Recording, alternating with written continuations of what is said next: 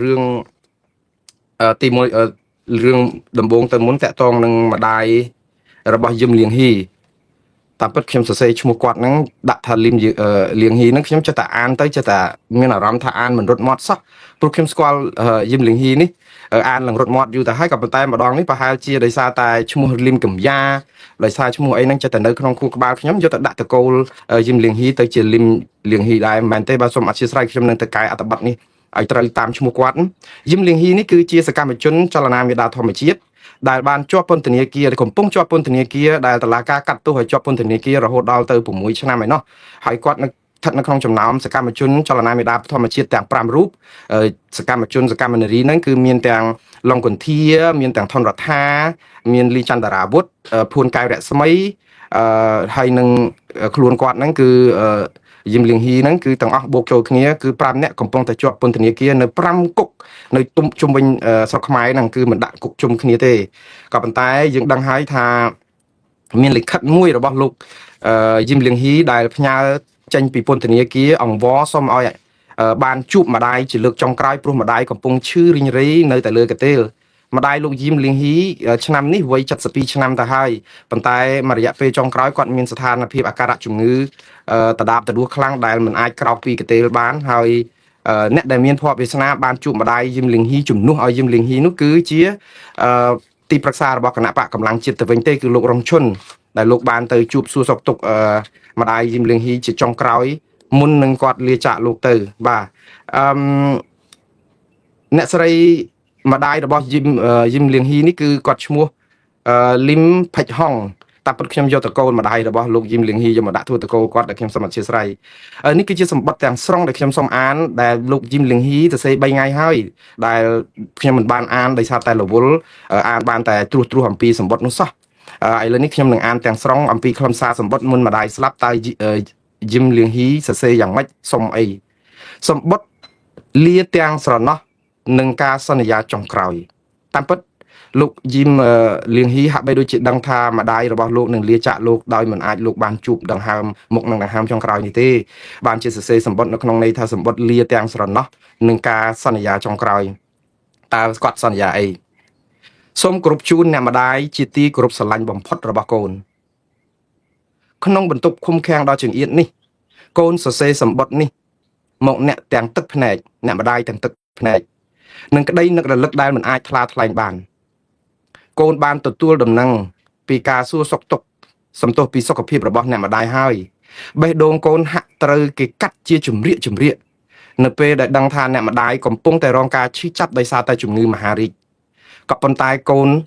បែរជាគ្មានឱកាសបាននៅក្បែរដើម្បីបម្រើទឹកបម្រើបាយឬក៏ច្របាច់ជើងជូនអ្នកម្ដាយទៅវិញក្នុងភាពស្ងាត់ជ្រងំនៃពន្ធនាគារកូនតែងតែអង្គុយនឹកឃើញដល់ទីមុខនិងប្រអប់ដៃដែលគ្រឿមដោយសារតែការងារដែលធ្ងន់របស់អ្នកម្ដាយកូនដឹងច្បាស់ថាកូនមានថ្ងៃនេះមានចំណេះដឹងនិងមានស្មារតីរឹងមាំក៏ដោយសារតែអ្នកម្ដាយជាស្ត្រីដៃថែបអ្នកម្ដាយបានតស៊ូខំធ្វើការទាំងយប់ថ្ងៃបង្ហូរញើសឈាមដើម្បីចិញ្ចឹមកូនឲ្យបានរៀនសូត្រនិងប្រដៅកូនឲ្យស្គាល់អំពីតម្លៃនៃភាពស្មោះត្រង់លើសពីមាសប្រាក់កូនមិនដែលភ្លេចឡើយនៅសេចក្តីស្រឡាញ់ដ៏មហាសាលដែលអ្នកម្ដាយសុខចិត្តលក់ដីធ្លីទ្រព្យសម្បត្តិដើម្បីព្យាបាលជំងឺកូនដែលវង្វេងស្មារតីរាប់ខែអ្នកម្ដាយដឹងទេមានផ្លូវមួយដែលកូនអាចចេញទៅជួបមុខអ្នកម្ដាយជាលើកចុងក្រោយបានភ្លាមគឺគ្រាន់តែពោលពាក្យសុំទោសហើយបោះបង់ចោលឧត្តមគតិជីវិតរបស់កូនក៏ប៉ុន្តែកូនតែងតែចាំជានិច្ចនៅសម្ដីមាសរបស់អ្នកម្ដាយដែលថាទោះស្លាប់ក៏ត្រូវស្លាប់ដោយសារមានតម្លៃទោះស្លាប់ក៏ត្រូវស្លាប់ដោយមានតម្លៃអ្នកម្ដាយមិនចង់ឲ្យកូនលក់ព្រលឹងដើម្បីដោះដូរសេរីភាពផ្ទាល់ខ្លួនឡើយព្រោះសេរីភាពដែលបានមកពីការអោនក្បាលចំពោះភាពអយុត្តិធម៌គឺជាសេរីភាពដែលគ្មានតម្លៃក្នុងគ្រាចុងក្រោយនេះកូនសូមសន្យាចំពោះអ្នកម្ដាយថាកូននឹងបន្តឆន្ទៈការពារបរិស្ថានកូននឹងការពារព្រៃឈើនិងធនធានធម្មជាតិដែលជាដង្ហើមរបស់ខ្មែរគ្រប់រូបដោយដែលអ្នកម្ដាយបានផ្ដាំផ្ញើកូននឹងរឹងមាំបំផុតបើទោះបីជាត្រូវជាប់ឃុំ6ឆ្នាំទៀតក៏កូនមិនឲ្យជញ្ជាំងដែកទាំងនេះបង្ខាំងស្មារតីកូនបានឡើយ កូននឹងរក្សាកិត្តិយសគ្រួសារពានរង្វាន់អ្នកការពារសិទ្ធិមនុស្សឆ្នាំពានរង្វាន់ Frontline Defenders និងពានរង្វាន់អន្តរជាតិ Rights Livelihood ដែលកូននិងស្ថាប័នទទួលបានគឺជាសក្ខីភាពដែលឆាកអន្តរជាតិទទួលស្គាល់ថាអ្វីដែលកូនធ្វើគឺជារឿងត្រឹមត្រូវរាល់ពានរង្វាន់ទាំងនេះគឺជាមេដាយនៃសេចក្តីក្លាហានដែលកូនចង់បំពាក់ជូនអ្នកម្ដាយទោះបីជាថ្ងៃមុខគ្មានវត្តមានអ្នកម្ដាយក៏វិញ្ញាណក្ខន្ធអ្នកម្ដាយនឹងស្ថិតនៅក្នុងខ្យល់អាកាសនិងព្រៃឈើដែលកូនធ្លាប់បានចូលរួមការពារ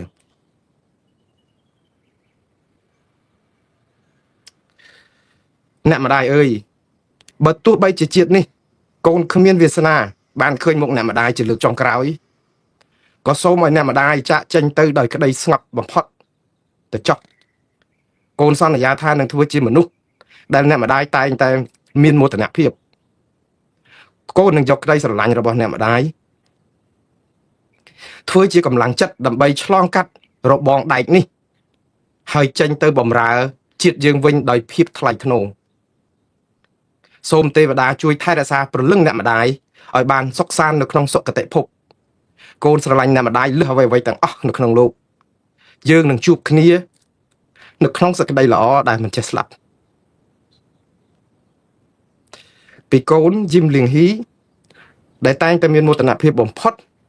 ដែលបានខាត់ជាកូនម្ដាយ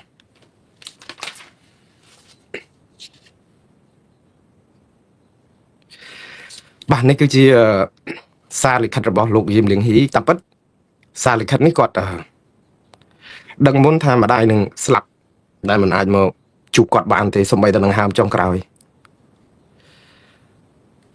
លិខិតមួយនេះមិនអាចនឹងលួងចិត្តអាជ្ញាធរខ្មែរតើវាខាត់បងអីខ្លះទៅនៅពេលដែលកូនចង់បានជួបម្ដាយជាដង្ហើមចុងក្រោយយកឡានទៅដឹកដើម្បីយកទៅជួបនៅពន្ធនាគារឬសំទោសជួបនៅផ្ទះដើម្បីលាគ្នាជាចុងក្រោយតើហេតុអីបានជាយើងមិនអាចធ្វើដូច្នេះបាននៅក្នុងនាមជាមនុស្សធម៌ហេតុអីបានជាយើងយកគ្នាជាសត្រូវស៊ីសាច់ហត់ឈាមខ្មែរដូចគ្នាបើលោកយឹមលៀងហ៊ីនេះក្បត់ជាតិក្បត់មាតុភូមិកាត់ទឹកដីឲ្យបរទេសឬក៏បំផ្លិចបំផ្លាញបរិស្ថានប្រព្រឹត្តអំពើពុករលួយផ្ដាល់ព័ត៌មានទៅរដ្ឋបរទេសដើម្បីធ្វើឲ្យប៉ះពាល់ដល់សន្តិសុខសង្គមផ្ដួលរំលំរដ្ឋាភិបាលឬក៏យ៉ាងម៉េចនោះអានឹងថាវាជាទោសធ្ងន់មហិមាណាទោះបែបនេះក៏នៅតែជារឿងនយោបាយទៅទៀតដោយសារតែនៅក្នុងស្រុកខ្មែរនេះឲ្យតែណាមិនស្របនឹងរដ្ឋាភិបាលគឺជាខ្មាំងសត្រូវទាំងអស់ប៉ុន្តែទោសរបស់លោកយឹមលៀងហ៊ីពួនកែវរស្មីឡុងកន្ធាថនរដ្ឋាគឺទោសនៅក្នុងការតតាំងរដ្ឋាភិបាលដើម្បីការពារបរិស្ថានកុំឲ្យគេលុបបឹងតមុខកុំឲ្យគេបំផ្លាញលក់ខ្សាច់ខ្មែរទៅឲ្យបរទេសកុំឲ្យគេធ្វើវារីអគ្គិសនីដែលបំផ្លាញដល់ធនធានធម្មជាតិឬតំបន់អាស្រ័យផលរបស់ពលរដ្ឋជនជាតិដើមភាគតិចឬក៏ការកាយរ៉ែមាសការបាត់មាសការធ្វើបំផ្លាញព្រៃឈើបរិស្ថានតើនេះឬគឺជាទោសក្បត់ជាតិតើនេះឬដែលទទួលបានភាពអយុត្តិធម៌ដើម្បីឲ្យជាប់គុកដែលសំបីតែម្ដាយចុងក្រោយដែលមិនឲ្យទៅមើលនេះអស់លោកនឹងហែលទឹកភ្នែករបស់ក្រុមគ្រួសារនេះមិនរួចទេខ្ញុំថាហែលទឹកភ្នែកក្រុមគ្រួសាររបស់ម្ដាយលៀងហ៊ីគឺជាមហាសមុទ្រមហាសាគរដ៏ធំទូលាយទៅហើយប៉ុន្តែហែលទឹកភ្នែកប្រជាពលរដ្ឋខ្មែរទាំង18លាននាក់ដែលស្រេកឃ្លានយុត្តិធម៌នឹងការសិទ្ធិមនុស្សនិងសេចក្តីថ្លៃថ្នូរនេះអស់លោកនឹងចុះនរកអត់មានថ្ងៃឡើងមកវិញទេធ្វើបន់ទៅខំប្រឹងទៅអស់លោកធ្វើបន់ឲ្យបានច្រើនវត្តទៀតទៅក៏ប៉ុន្តែអំពើបាបនេះគឺជាវាមិនអាចនឹងទៅផាត់គ្នាកើតទេរឿងដែលយើងជាមួយនឹងរដ្ឋាភិបាលភូមាថ្ងៃមុននឹងមកធ្វើឯងនឹងចេះឈឺឆ្អាលស្អីសិតតែអបអសាទរគេក្នុងការបធូរបថយទោសដល់សះគេអាសះឯងខ្មែរឯងហ្នឹងគឺជាសត្រូវស៊ីសាច់ហត់ឈាមហើយម៉ាត់ណាក៏បង្រួបបង្រួមជាតិដែរម៉ាត់ណាក៏ផ្សះផ្សាជាតិដែរប៉ុន្តែអត់ដែលដោះលែងអត់ដែលបន្ធូរបន្ថយទោសអត់ដែលអីគឺថាងើបមួយវាយមួយជានិច្ចនិរន្តរ៍អញ្ចឹងហ្មងខ្ញុំថាការដែលធ្វើនយោបាយបែបនេះគឺវាបានតែទិញពេលវេលាទេទិញពេលវេលាបង្កើនភាពឈឺចាប់របស់ប្រជាពលរដ្ឋហើយលទ្ធផលចុងក្រោយបងប្អូនអាចនឹងព្យាករដឹងហើយវាមិនដែលល្អទេហើយយើងនៅតែចង់ធ្វើឲ្យប្រជាពលរដ្ឋនៅដកនៅក្នុងដួងចិត្តនៅឈឺចាប់ក្តៅក្រហាយហើយតាំងរករឿងគេនិយាយតវ៉ាអីទៅខាងគេនឹងប្រឆាំងតែខ្លួនអត់ព្រមធ្វើអត់ព្រមកែតម្រង់អត់ព្រមអីទាំងអស់ហើយធ្វើឲ្យគេគិតថាម៉េចមនុស្សធម៌សំបីតែក្នុងករណីបែបនេះអ្នកណាក៏គេអហោសិកម្មដែរទោះជាអ្នកឯងស្អប់ខ្ពើមគេប៉ុណ្ណាក៏អ្នកឯងគួរតែយល់ថាអានេះគឺជានិស្ស័យមនុស្សធម៌ ជួបម្ដាយគ្រាចុងក្រោយក្នុងដង្ហើមចុងក្រោយចុះបើជាម្ដាយរបស់អស់លោកយ៉ាងម៉េចទៅវិញចេះឈឺចាប់បើគេនិយាយប៉ះពាល់ម្ដាយឪពុកក្រុមគ្រួសារលោកនិយាយពីឈឺចាប់ចុះគ្រួសារគេអត់ឈឺចាប់ទេគ្រួសារគេគ្មានតម្លៃបន្តិចសោះឬក៏យ៉ាងម៉េចការដែលអនុវត្តស្តង់ដារបែបនេះគឺជាការដែលធ្វើឲ្យសង្គមមួយនេះស្អប់ខ្ពើមរបៀបដឹកនាំរដ្ឋនេះកាន់តែច្រើនទេហើយក៏មិននិយាយថាមួងណារ៉េតជាអ្នកបំពុលអីនោះគឺសកម្មភាពរបស់អស់លោកជាអ្នកប្រព្រឹត្តទេពេលដែលគេចោទប្រទេសកម្ពុជាឬក៏គេថាជា Cambodia ប្រទេសឆបោកយកទៅមួម៉ៅក្តៅកាហាយនឹងគេតែអត់ព្រមមើលការប្រព្រឹត្តរបស់យើងនាំគ្នាធ្វើឲ្យប្រទេសហ្នឹងអាប់មុខអាប់យុះដោយសាររបៀបដឹកនាំរដ្ឋហើយទៅរករឿងគេរករឿងយើងបាទឥឡូវនេះគឺរឿងនេះគឺខ្ញុំមែនតើសូមអធិស្ឋានខ្ញុំក្តុកក្តួលដោយសារតែវាឈឺចាប់ម្ដាយគេម្ដាយយើងការតស៊ូដើម្បីស្រឡាញ់ជាតិវាមិនគួរណាទទួលបានទណ្ឌកម្មដូចនេះទេជាការពិតឲ្យដូចលៀងហ៊ីនិយាយអញ្ចឹងថាបើសុំទោសគេតែមួយម៉ាត់ទៅជួបម៉ែពេលណាក៏បានដែរគេឲ្យកំរាលព្រំគេឲ្យផឹកស៊ីគេឲ្យរាំច្រៀងជាមួយឯកឧត្តមមហាមន្ត្រីមិនស្រួលបានទូនីតិធំផងក៏ប៉ុន្តែមិនមែនមនុស្សគ្រប់គ្នាសុទ្ធតែលក់ក្បាលលក់ឧត្តមកតេអញ្ចឹងឯណាមានមនុស្សគេនៅស្រឡាញ់ជាតិពិតប្រាកដអញ្ចឹងដែរដូច្នេះហើយនេះគឺជាមនសិការដែលការទិញដូរហ្នឹងវាអត់បានទេវាគ្រាន់តែជាការបិទបាំងមួយរយៈពេលខ្លីទេនេះគឺជាវីរៈភាពដែលបង្ហាញថានៅមានកូនខ្មែរច្រើនណាស់ដែលគេស្រឡាញ់ជាតិពិតប្រាកដមិនមែនជាការលក់ក្បាលជាលលកជាអីហ្នឹងដើម្បីដូរបាយ3ពេលណាហើយវីរៈលៀងហ៊ីវីរៈលីចន្ទរាវុធឡុងកន្ធាថនរដ្ឋាភួនកែវរស្មីនេះថ្ងៃក្រោយបើខ្លាយជាមេដឹកនាំប្រទេសកម្ពុជាប្រជាពលរដ្ឋខ្មែរ18លានអ្នកមានភ័ព្វវាសនាលឹះគេទាំងអស់ព្រោះមនុស្សដែលឈឺចាប់នៅក្នុងការដែលគេធ្វើបាបធ្វើទុកបុកម្នេញបែបនេះគឺមិនភ្លេចអំពីការឈឺចាប់ហើយនឹងមិនធ្វើឲ្យការឈឺចាប់នេះកើតឡើងចំពោះប្រជាពលរដ្ឋដទៃទេព្រោះគាត់ស្គាល់ភាពឈឺចាប់អស់លោកដែលចាប់គេអត់ដែលស្គាល់ភាពឈឺចាប់ទេដូច្នេះមិនអាចដឹកនាំប្រទេសដើម្បីឲ្យស្គាល់ការឈឺចាប់នឹងបានទេចេះតែអាការចាប់គេដាក់គុកនឹងទេបើរឿងប្រឡែងរឿងធ្វើឲ្យគេស្បើយអត់មានទេអានេះហើយដែលជាការបង្កឲ្យមានជំងឺឈឺចាប់កាន់តែខ្លាំងឥឡូវនេះខ្ញុំអានអំពីសារដែលរំលែកទុកពីមជ្ឈដ្ឋានទូទៅហើយខ្ញុំឃើញសារនឹងច្រើនខ្ញុំមិនអាចអានអស់ទេបងប្អូនខ្ញុំគ្រាន់តែច្បិចយកសាររបស់ប្រធានបណ្ដាញយុវជនកម្ពុជាសកលគឺលោកសុផាន់ឡារីដែលបានសរសេរសារនៅលើបណ្ដាញសង្គម Facebook សម្ដែងការសោកស្ដាយនិងចូលរួមមរណទុក្ខចំពោះការលាចាកលោករបស់ម្ដាយយឹមលៀងហ៊ីគឺអ្នកស្រីយឹមផាច់ហុងនេះលោកសុផាន់ឡារីបានសរសេរដូចនេះជូនចំពោះលោកយឹមលៀងហ៊ីដែលជាសកម្មជនបរិស្ថានចលនាមេដាធម្មជាតិនិងក្រុមគ្រួសារនៃសពយើងខ្ញុំមានសេចក្តីតក់ស្លុតរន្ធត់ចិត្តនិងមានសេចក្តីក្តុកក្តួលឥតឧបមាក្រោយពីបានទទួលដំណឹងថាអ្នកម្ដាយបង្កើតរបស់លោកបានទទួលមរណភាពលាចាកលោកនេះទៅហើយគ្មានការឈឺចាប់ណាធំជាងការបាត់បង់អ្នកមានគុណដ៏ខ្ពង់ខ្ពស់ដែលជាព្រះរស់នៅក្នុងចិត្តយើងនោះឡើយអ្វីដែលរឹតតែខ្លោចផ្សាឈឺចត់និងសែនទារុណបំផុតនោះគឺលោកយឹមលៀងហ៊ីត្រូវខកខានមិនបាននៅមើលថែដង្ហើមចុងក្រោយរបស់អ្នកម្ដាយហើយសូម្បីតែនៅក្នុងពេលនេះអ្នកម្ដាយបានលាចាកលោកទៅហើយក៏លោកនៅតែមិនអាចមានឱកាសបានជួបមុខជាចុងក្រោយឬមកចូលរួមរៀបចំពិធីបុណ្យសពបញ្ជូនវិញ្ញាណក្ខន្ធអ្នកម្ដាយបង្កើតរបស់ខ្លួនឯងដោយសារតែជាប់កាតព្វកិច្ចផ្លូវច្បាប់និងមិនត្រូវបានតុលាការអនុញ្ញាតឲ្យនៅក្រៅឃុំជាបណ្ដោះអាសន្នស្បែកបាំងសាច់របងបាំងច្បាប់ភាពរាំងនឹងក្តីប្រាថ្នាដែលមិនអាចសម្រេចបាននៅក្នុងគ្រាដ៏ខ្មៅងងឹតនេះគឺជាការលះបង់និងគឺជាការឈឺចាប់ដ៏ជ្រាលជ្រៅបំផុតក្នុងនាមជាកូនក្នុងវេលាដ៏សែនសោកសង្រេងនិងអយុត្តិធម៌នៃព្រហ្មលិខិតមួយនេះយើងខ្ញុំសូមសម្ដែងនូវការសោកស្ដាយស្វែងរកពីអ្វីប្រៀបផ្ទឹមបំបានទេនិងសូមចូលរួមរំលែកទុក្ខដ៏ក្រៀមក្រំនិងជ្រាលជ្រៅបំផុតចេញពីបេះដូងជាមួយលោកយឹមលៀងហ៊ីនិងក្រុមគ្រួសារទាំងអស់យើងខ្ញុំសូមឧទ្ទិសបួងសួងដល់វត្ថុស័ក្តិសិទ្ធិនៅក្នុងលោកនិងដែលជះបារមីនៃព្រះពុទ្ធពធព្រះសង្ឃសូមជួយយឹតយងដួងវិញ្ញាណក្ខន្ធរបស់អ្នកម្ដាយលោកស្រីរបស់លោកឲ្យបានទៅសោយសុគតិភពកុំបីឃ្លៀងឃ្លាតឡើយសូមលោកយឹមលៀងហ៊ីនិងក្រុមគ្រួសារមេត្តាខំរក្សាចិត្តឲ្យបានរឹងមាំទោះបីស្ថិតក្នុងស្ថានភាពដ៏ជូរចត់និងលំបាកទប់ទល់បំផុតនេះក៏ដោយក្តីគោរពនិងរំលែកទុក្ខដ៏ក្រៀមក្រំអស់ពីដួងចិត្តបាទចលនាមេដាសំទុះចលនាខ្មែរដើម្បីប្រជាធិបតេយ្យឬ KMD របស់អ្នកស្រីមូសុខួរក៏បានចេញលិខិតថ្លែងសារដើម្បីចូលរួមរំលែកទុក្ខនេះដែរអង្គការចលនាខ្មែរដើម្បីប្រជាធិបតេយ្យនេះនិយាយថាគ្មានពាក្យពេចន៍ណាថ្លែងព័ត៌មានអំពីទំហំនៃសេចក្តីទុក្ខក្រៀមក្រំដ៏ជូរចត់និងទារុណបំផុតនៅក្នុងលោកនេះបានឡើយយើងខ្ញុំមានសេចក្តីតក់ស្លុតជាពន់ពេកក្រោយទទួលដំណឹងថាអ្នកម្ដាយបង្កើតរបស់លោកយឹមលៀងហ៊ីបានទទួលមរណភាពទៅហើយនោះបាទ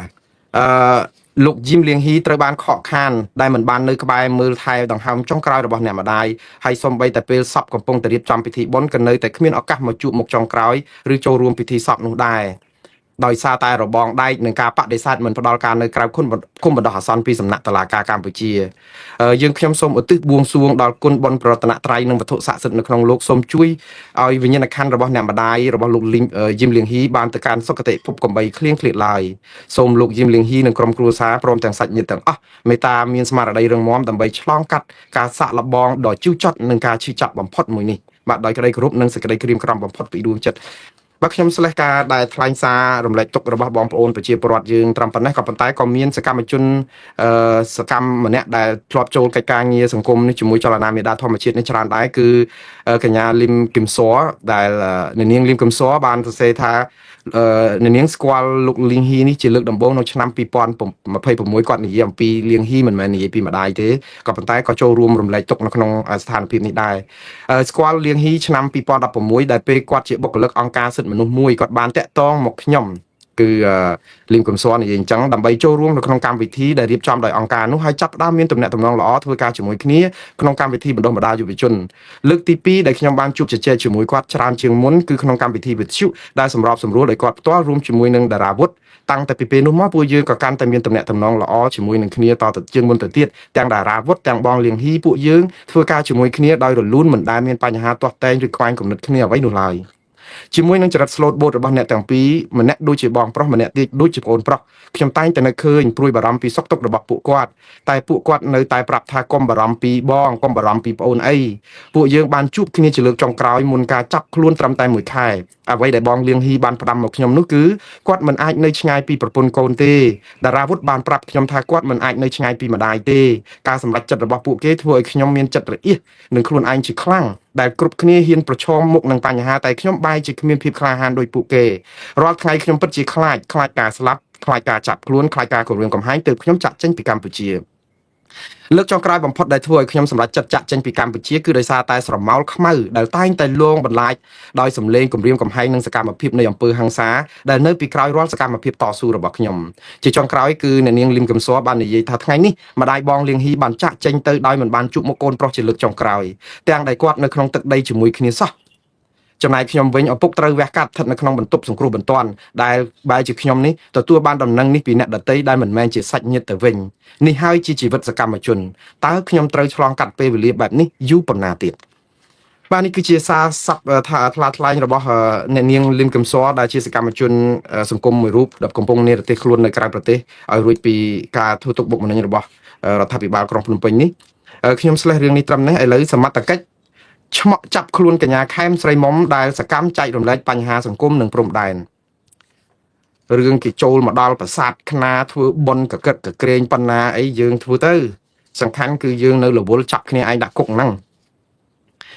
ព័ត៌មាននេះខ្ញុំបានទទួលពីប្រព័ន្ធផ្សព្វផ្សាយក្នុង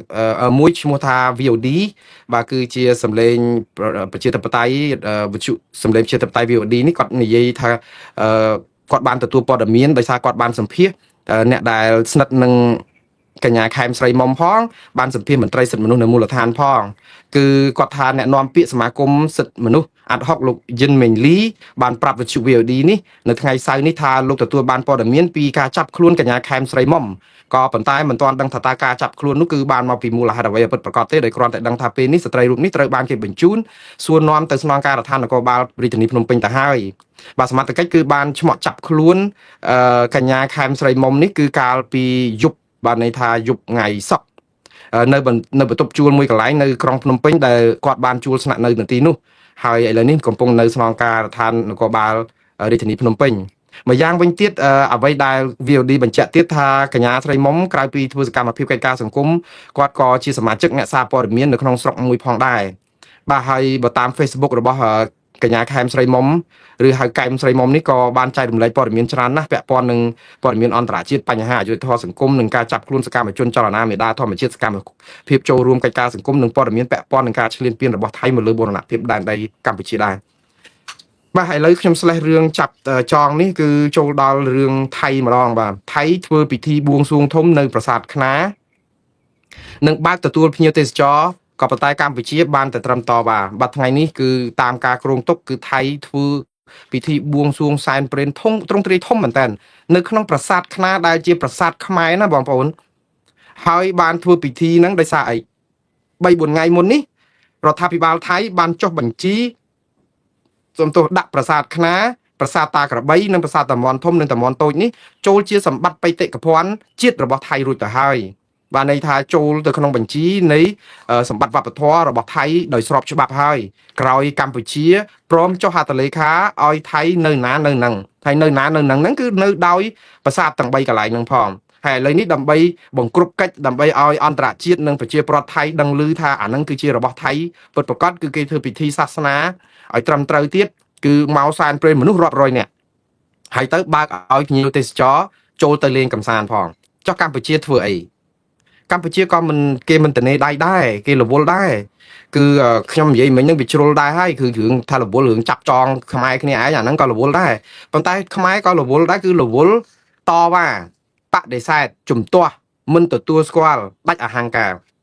ថ្ងៃនេះគឺនៅពេលដែលថៃធ្វើដូច្នេះក្រសួងវប្បធម៌និងវិចិត្រសិល្បៈកម្ពុជាដែលដឹកនាំដោយអ្នកស្រីផឹងសកុណានោះគឺគាត់ក៏បានចេញសេចក្តីថ្លែងការណ៍មួយគឺដូចរាល់ដងដែរនេះជាសេចក្តីថ្លែងការណ៍របស់ក្រសួងវិចិត្រសិល្បៈវប្បធម៌របស់ខ្មែរនឹងមិនដឹងជាលើកទីប្រមាណហើយទេច្រើនណាស់រាប់សិបដងហើយគឺតវ៉ាជំទាស់មិនទទួលស្គាល់អីអញ្ចឹងទៅអ្វីដែលជាខ្លឹមសារសំខាន់របស់សេចក្តីថ្លែងការណ៍ឬក៏សេចក្តីប្រកាសព័ត៌មានរបស់ក្រសួងវប្បធម៌និងវិចិត្រសិល្បៈកម្ពុជាតាក់ទងនឹងការធ្វើពិធីផ្លូវការរបស់ថៃនៅលើប្រាសាទខ្នាតនេះគឺមានអញ្ចេះគាត់និយាយថាការដែលថៃធ្វើសកម្មភាពជាសាធារណៈបែបសាសនាឬវប្បធម៌អីហ្នឹងនៅតាមទីតាំងវប្បធម៌របស់កម្ពុជាគឺជាការប៉ុនប៉ងដោយចេតនាដើម្បីបង្កើតស្ថានភាពជាក់ស្ដែងនៅលើដីពង្រីកការកាន់កាប់ដីដោយកម្លាំងនិងបង្កើតនៅអង្គហេតុនិងក្របខ័ណ្ឌកតិយុត្តគឺក្របខ័ណ្ឌច្បាប់คล้ายៗដើម្បីកាន់កាប់ទឹកដីកម្ពុជាតាមសកម្មភាពកាន់កាប់ជាក់ស្ដែងនិងតាមរូបភាពផ្លូវច្បាប់ដោយនេះគឺជាអំពើខុសច្បាប់ក្រសួងវប្បធម៌វិចិត្រសិល្បៈយើងគិតថានេះជាអំពើខុសច្បាប់ដូច្នេះក្រសួងវប្បធម៌និងវិចិត្រសិល្បៈចេញសេចក្តីថ្លែងការណ៍សង្ខេបដូចខាងក្រោមក្រសួងវប្បធម៌និងវិចិត្រសិល្បៈសូមធ្វើការតវ៉ាយ៉ាងខ្លាំងក្លាបំផុតជំទាស់ជាដាច់ខាតចំពោះការរៀបចំព្រឹត្តិការណ៍និងពិធីសាសនាព្រមទាំងការបើកប្រាសាទខ្នាតឲ្យចូលទស្សនាជាសាធារណៈដោយភាគីថៃដែលទីតាំងបេតិកភណ្ឌនេះគឺស្ថិតក្រោមដែនអធិបតេយ្យរបស់កម្ពុជាក្រសួងសូមបញ្ជាក់ជាថ្មីថាប្រាសាទខ្នាតរួមជាមួយប្រាសាទតាមាន់ធំនិងប្រាសាទតាក្របីគឺជារមណីយដ្ឋានប្រវត្តិសាស្ត្រនិងវប្បធម៌ដែលស្ថិតក្នុងដែនអធិបតេយ្យទាំងស្រុងរបស់កម្ពុជាដោយមានកំណត់យ៉ាងច្បាស់ដោយសន្ធិសញ្ញាបារាំងសៀមឆ្នាំ1904និង1907ព្រមទាំងឯកសារពាក់ព័ន្ធនៃកំណត់ព្រំដែនដែលត្រូវបានទទួលស្គាល់ក្រមច្បាប់អន្តរជាតិការរៀបចំពិធីផ្លូវការការជួបជុំជាសាធារណៈសកម្មភាពទេសចរនានាក៏ដូចជាទម្រង់ណាមួយក៏ដោយនៃការអនុវត្តអំណាចបែបរដ្ឋបាលឬសកម្មភាពនិមិត្តរូបដើម្បីកំណត់អធិបតេយ្យរបស់ខ្លួននេះដោយអាជ្ញាធរថៃនៅតាមទីតាំងវប្បធម៌របស់កម្ពុជាគឺជាទង្វើខុសច្បាប់និងជាការរំលោភយ៉ាងធ្ងន់ធ្ងរទៅលើអធិបតេយ្យភាពនិងបូរណភាពតាមពិតពាក្យអធិបតេយ្យភាពនេះមិនមែនជាពាក្យខ្មែរទេពាក្យឲ្យត្រូវគឺអធិបតេយ្យមិនមានភាពទៀតទេព្រោះអធិបតេយ្យហ្នឹងគឺជានាមទៅហើយអញ្ចឹងដាក់ភាពទៀតទៅគឺខុសខ្ញុំចិត្តតែអានតាមដែរដោយសារតែពេលដែលប្រព័ន្ធផ្សព្វផ្សាយអីយកពាក្យខ្មែរមកប្រើខុសគ្រប់គ្នាទៅខ្ញុំវាស៊ាំតិចទៅជួនកាលកែអត់តាន់តែបងប្អូនទាំងអស់គ្នាចាប់ពីពេលនេះតទៅពាក្យអធិបតេយ្យគឺមិនអាចប្រើភាពបានទៀតទេព្រោះអធិបតេយ្យហ្នឹងគឺបានន័យថាជាភាពអធិបតេយ្យហ្នឹងហើយអញ្ចឹងបើដាក់អធិបតេយ្យភាពទៀតវាទៅជាអធិបតេយ្យភាពហើយនៃហ្នឹងវាស្ទួនអញ្ចឹងអញ្ចឹងជួយគ្នាបងប្អូនណាមិនជាខុសឆ្គងអីរហូតតតែកន្លប់ចាក់រលាយរលត់អក្សរសាស្ត្រអីយើងណាទេក្រសួងវប្បធម៌វិចិត្រសិល្បៈហ្នឹងក៏មិនមែនមានចេតនាអីឲ្យរលាយអក្សរសាស្ត្រអីចឹងដែរគ្រាន់តែថាពាក្យអធិបតេយ្យនេះគឺនៅក្នុងសិភៅសម្ដេចសង្ឃជួនណាតវចនានុក្រមសរសេរថាសូមប្រើត្រឹមអធិបតេយ្យបានហើយមិនចាំបាច់ប្រើភាពទៀតទេបាទបើខ្ញុំបកស្រាយខុសយ៉ាងណាអីសូមប្រគុណម្ចាស់គ្រប់ព្រះអង្គជួយបកស្រាយផងប៉ុន្តែខ្ញុំអានវចនានុក្រមហ្នឹងរាល់តែដងគឺអត់ឲ្យប្រើអធិបតេយ្យភាពទេគឺឲ្យប្រើត្រឹមអធិបតេយ្យតែប៉ុណ្្នឹងឯងនឹងបូរណភាពទឹកដីបូរណភាពទឹកដីត្រូវព្រោះអីបូរណៈត្រូវបូកភាពទៀតដើម្បីឲ្យคล้ายទៅជានាមទន្ទឹមនឹងនេះគឺជាការប៉ុនប៉ងដោយចេតនាដើម្បីបង្កើតស្ថានភាពជាក់ស្ដែងនៅលើដី fair complete ដើម្បីពង្រីកការកាន់កាប់ទឹកដីដោយប្រើកម្លាំងការបង្កើតនៅអង្គហេតុនិងក្របខ័ណ្ឌគតិយុត្តคล้ายៗដើម្បីកាន់កាប់ទឹកដីកម្ពុជាតាមសកម្មភាពជាក់ស្ដែង de facto និងតាមរូបភាពផ្លូវច្បាប់ de jure គឺជាអំពើខុសច្បាប់បាទក្រសួងវប្បធម៌នៅតែអំពាវនាវសួរថាខុសអីទេក្រសួងវប្បធម៌វិចិត្រសិល្បៈធ្វើដូច្នេះអត់ខុសទេគឺជាការត្រឹមត្រូវតាមនីតិវិធីដើម្បីបង្កើតឲ្យមានទំនៀមទម្លាប់អន្តរជាតិមួយព្រោះថារដ្ឋអធិបតេយ្យមួយគឺមានសិទ្ធិនៅក្នុងការតវ៉ាជាផ្លូវការដើម្បីឲ្យមានជាបែបបទកតិយុត្តជាឯកសារកាលប្រវត្តិប្រាប់ថាកម្ពុជាតវ៉ាមិនឲ្យថៃធ្វើអីប្រេះផ្ដាស់នៅលើដែនអធិបតេយ្យរបស់ខ្លួនទេអញ្ចឹងរដ្ឋកម្ពុជាជារដ្ឋអធិបតេយ្យផងបើមានសេចក្តីតវ៉ាបែបនេះ បានន័យថាថៃក៏មិនអាចនឹងធ្វើអីបានតាមតែអំពើចិត្តដែលថៃនៅតែបន្តប្រាប់ថាគេគ្រប់គ្រងដែនដីហ្នឹងដោយសារតែមានកិច្ចឈប់បាញ់អីចឹងមែនក៏ប៉ុន្តែដោយសារកម្ពុជាជំទាស់គ្រប់រឿងវាអាចខ្ទាស់ថៃបាននៅក្នុងន័យមួយថាជាការទូតជាផ្លូវការជាអីថាយើងមិនពេញចិត្តដែរចំណុចនេះខ្ញុំថាជារឿងត្រឹមត្រូវទេខ្ញុំមិនដែលជំទាស់ទេរឿងការតវ៉ាហ្នឹងគាត់ថាយើងតវ៉ាជិត800ដងហើយរឿងដែលសំខាន់ឲ្យលើសពីការតវ៉ាគឺយើងប្តឹងទៅតុលាការយុត្តិធម៌អន្តរជាតិនិងព្រហ្មទណ្ឌអន្តរជាតិហេតុអីបានជាខ្ញុំត្រូវនិយាយរឿងនេះរាល់ show ហើយខ្ញុំនឹងមិនឈប់និយាយទេដោយសារតែរដ្ឋាភិបាលអត់ព្រមប្តឹងថៃទៅតុលាការយុត្តិធម៌អន្តរជាតិព្រហ្មទណ្ឌអន្តរជាតិតែនៅតែប្រឹងតវ៉ាដែលខ្ញុំដឹងថាតវ៉ាហ្នឹងវាអត់ខុសទេវាត្រូវព្រោះយើងសិតជាម្ចាស់ផ្ទះយើងមានអីខុសប៉ុន្តែដោយរឿងយើងនៅក្នុងពេលដែលយើងចង់និយាយថាពេលដែលគេលួចម៉ូតូរបស់យើងពេលចោលចូលមកលួចម៉ូតូរបស់យើងដល់ក្នុងផ្ទះនេះតើយើងនឹងសរសេរសារប្រាប់ទៅសហគមន៍អន្តរជាតិឬក៏អ្នកភូមិអ្នកស្រុកទាំងអស់នៅក្នុងប្រទេសកម្ពុជានិងអ្នកភូមិផងលបងជាមួយសរសេរជាលិខិតជាសាធារណៈប្រាប់ថាខ្ញុំថ្កោលទោសដាច់អហង្ការជំទាស់ដាច់ខាតការលួចម៉ូតូរបស់ខ្ញុំដោយចោលអ្នកឯងលួចម៉ូតូខ្ញុំអ្នកឯងនឹងមិនអាចយកម៉ូតូខ្ញុំទៅជាកម្មសិទ្ធិបានទេព្រោះអីខ្ញុំអត់ទទួលស្គាល់ម៉ូតូនឹងជាម៉ូតូរបស់អ្នកឯងទេព្រោះវាជាកម្មសិទ្ធិរបស់ខ្ញុំអានឹងខ្ញុំនិយាយពីនៃ logic យើងបានម៉ូតូមកវិញមែនយើងស្រែកប្រកាសនៅអ្នកភូមិចោលចូលលួចមន់យើងអស់អាលីងពីត្រង់យើងស្រែកតាមមេក្រូបានមេក្រូនៅផ្ទះយើងមួយឬក៏បានកង់អាគុយមួយដាក់មេក្រូទៅហើយស្រែកតាមភូមិចោលលួចមន់ខ្ញុំអស់ពីត្រង់ហើយគឺនេះជាអំពើខុសច្បាប់ចូលក្នុងត្រង់មន់ខ្ញុំគឺរំលោភដល់ផ្ទះខ្ញុំហើយមកលួចមន់ខ្ញុំទៅដូច្នេះមន់ខ្ញុំអ្នកឯងយកទៅទាំងប៉ុន្មានក្បាលហ្នឹងគឺជាមន់របស់ខ្ញុំដដែលខ្ញុំមិនទទួលស្គាល់ដាច់ខាតខ្ញុំជំទាស់ដាច់អហង្ការព្រោះនេះជាអំពើខុសច្បាប់ស្រែកពេញភូមិមន់គេយកទៅបាត់ថាមន់ហ្នឹងមិនមែនកម្មសិទ្ធិរបស់អ្នកឯងទេមន់របស់ខ្ញុំនេះឬគឺជាវិធីដែលយើងគិតថាដោះស្រាយបញ្ហាបញ្ចប់រឿងគេដោះស្រាយអញ្ចឹងបញ្ហាគេលួចមន់បញ្ហាគេលួចម៉ូតូគេដោះស្រាយអញ្ចឹងចុះប៉ូលីសនៅណាប៉ូលីសមេឃុំនៅណាមេឃុំមេភូមិនៅណាមេភូមិប្រជាការពារភូមិនឹងនៅណាអត់ប្តឹងគេទេចឹងហើយគេធ្វើអីប៉ូលីសគេធ្វើអីបើសិនជាប៉ូលីសគេថាមេភូមិគេថាម្ចាស់ផ្ទះគាត់ឃើញតែស្រែកកោកកោកសឹកមាត់តដោកឆ្អែតទឹកពោះកបីគេមិនទាំងយកបណ្ដឹងយកមកដាក់ឲ្យយើងហើយយើងទៅចាត់ការហ្មងអានេះមេភូមិស្រុកខ្មែរបើមេភូមិនៅអាមេរិកអីវិញខ្ចប់ហើយរដ្ឋអាជ្ញាតែលឺសូស្រែកឃោសនាស័ព្ទចេះគឺគេចាត់ទុកថាមានកម្មវត្ថុនៃបាត់ល្មើសគឺគេផ្ដើមយកគេហៅថាផ្ដើមបណ្ដឹងនឹងតែម្ដងគឺផ្ដើមដើម្បីឲ្យមានជាបណ្ដឹងគឺគេចោទប្រកាន់ព្រោះរដ្ឋអាជ្ញាគឺជាអ្នកដែលការពារប្រយោជន៍សាធារណៈឲ្យតែមានបាត់ល្មើសគឺគេចាប់យកស៊ើបអង្កេតភ្លាមអាហ្នឹងបើតុលាការគេឈឺឆ្អាលគេយល់ច្បាប់យល់ទម្លាប់ចាស់នៅស្រុកយើងដឹងហើយតើប៉ូលីសដងណាក៏ដូចដងណាដែរឲ្យតែមានគ្រោះថ្នាក់ចរាចរណ៍មានអីមួយឬក៏មានករណីគេធ្វើបាបវាយបែកក្បាលបែកក្បងដេ4 10ធ្នេឬក៏អាជ្ញាធរធាក់បើសិនជាគាត់តែនិយាយកោកកោកសឹកមាត់តដោកឆ្អែតតែពោះកបីអាជ្ញាធរគេថាអត់ដែលមានពាក្យបណ្ដឹងនឹងផង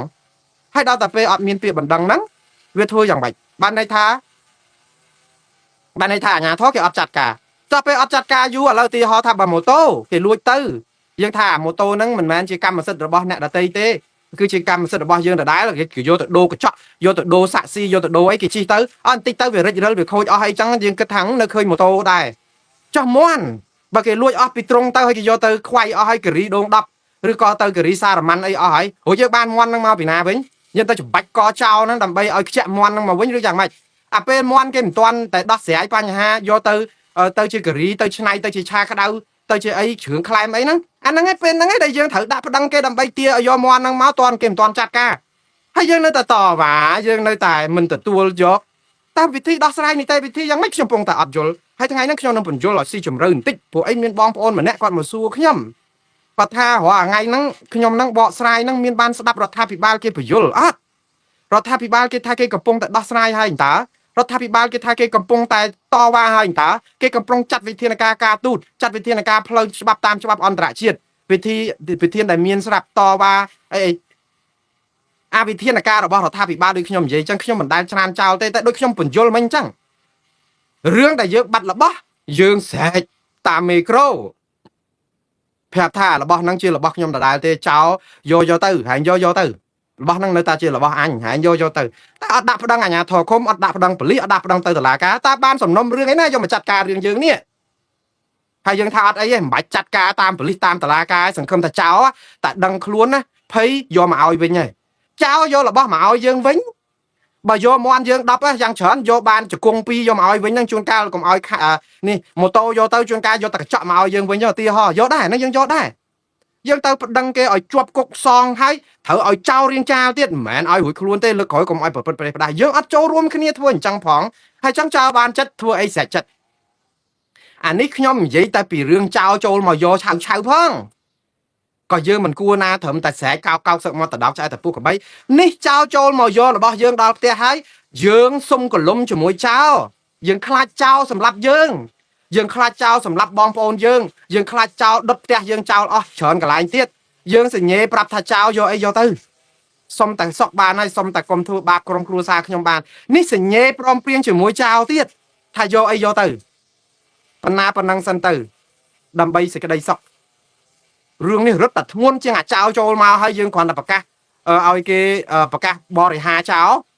ឥឡូវចោលចូលមកហើយយើងសញ្ញេប្រាប់ចោលទៀតថាយកទៅគ្រប់គ្រងទៅនៅកន្លែងណាកន្លែងហ្នឹងសិនទៅ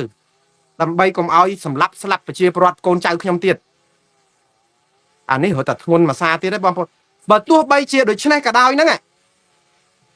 អាថាមុនបើចោលចូលមកថាយើងថាស្រែកចុះវាអត់បានការទេតើអត់ប្តឹងឥឡូវយើងជាប់ចម្ពាក់ចំណងមួយ7ប្រការទៀត5ប្រការទៀតគឺ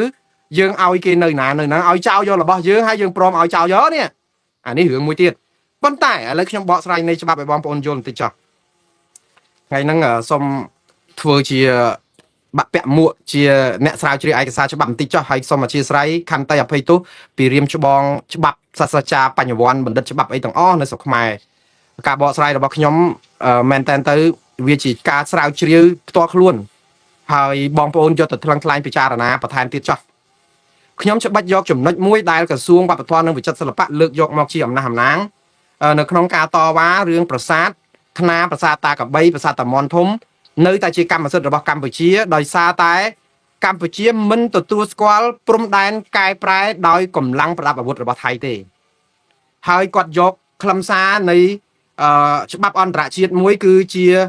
ធម្មនុញ្ញរបស់អង្គការសហប្រជាជាតិមាត្រា2ចំណុច4បាទមាត្រា2ចំណុច4នៃខ្លឹមសាររបស់អង្គការសហប្រជាជាតិគេនិយាយថាម៉េចបងប្អូននៅមាត្រា2នៃធម្មនុញ្ញអង្គការសហប្រជាជាតិចំណុច4នេះគេនិយាយថាគ្មានរដ្ឋអធិបតេយ្យណាមួយអាចប្រើប្រាស់កម្លាំងប្រដាប់អាវុធ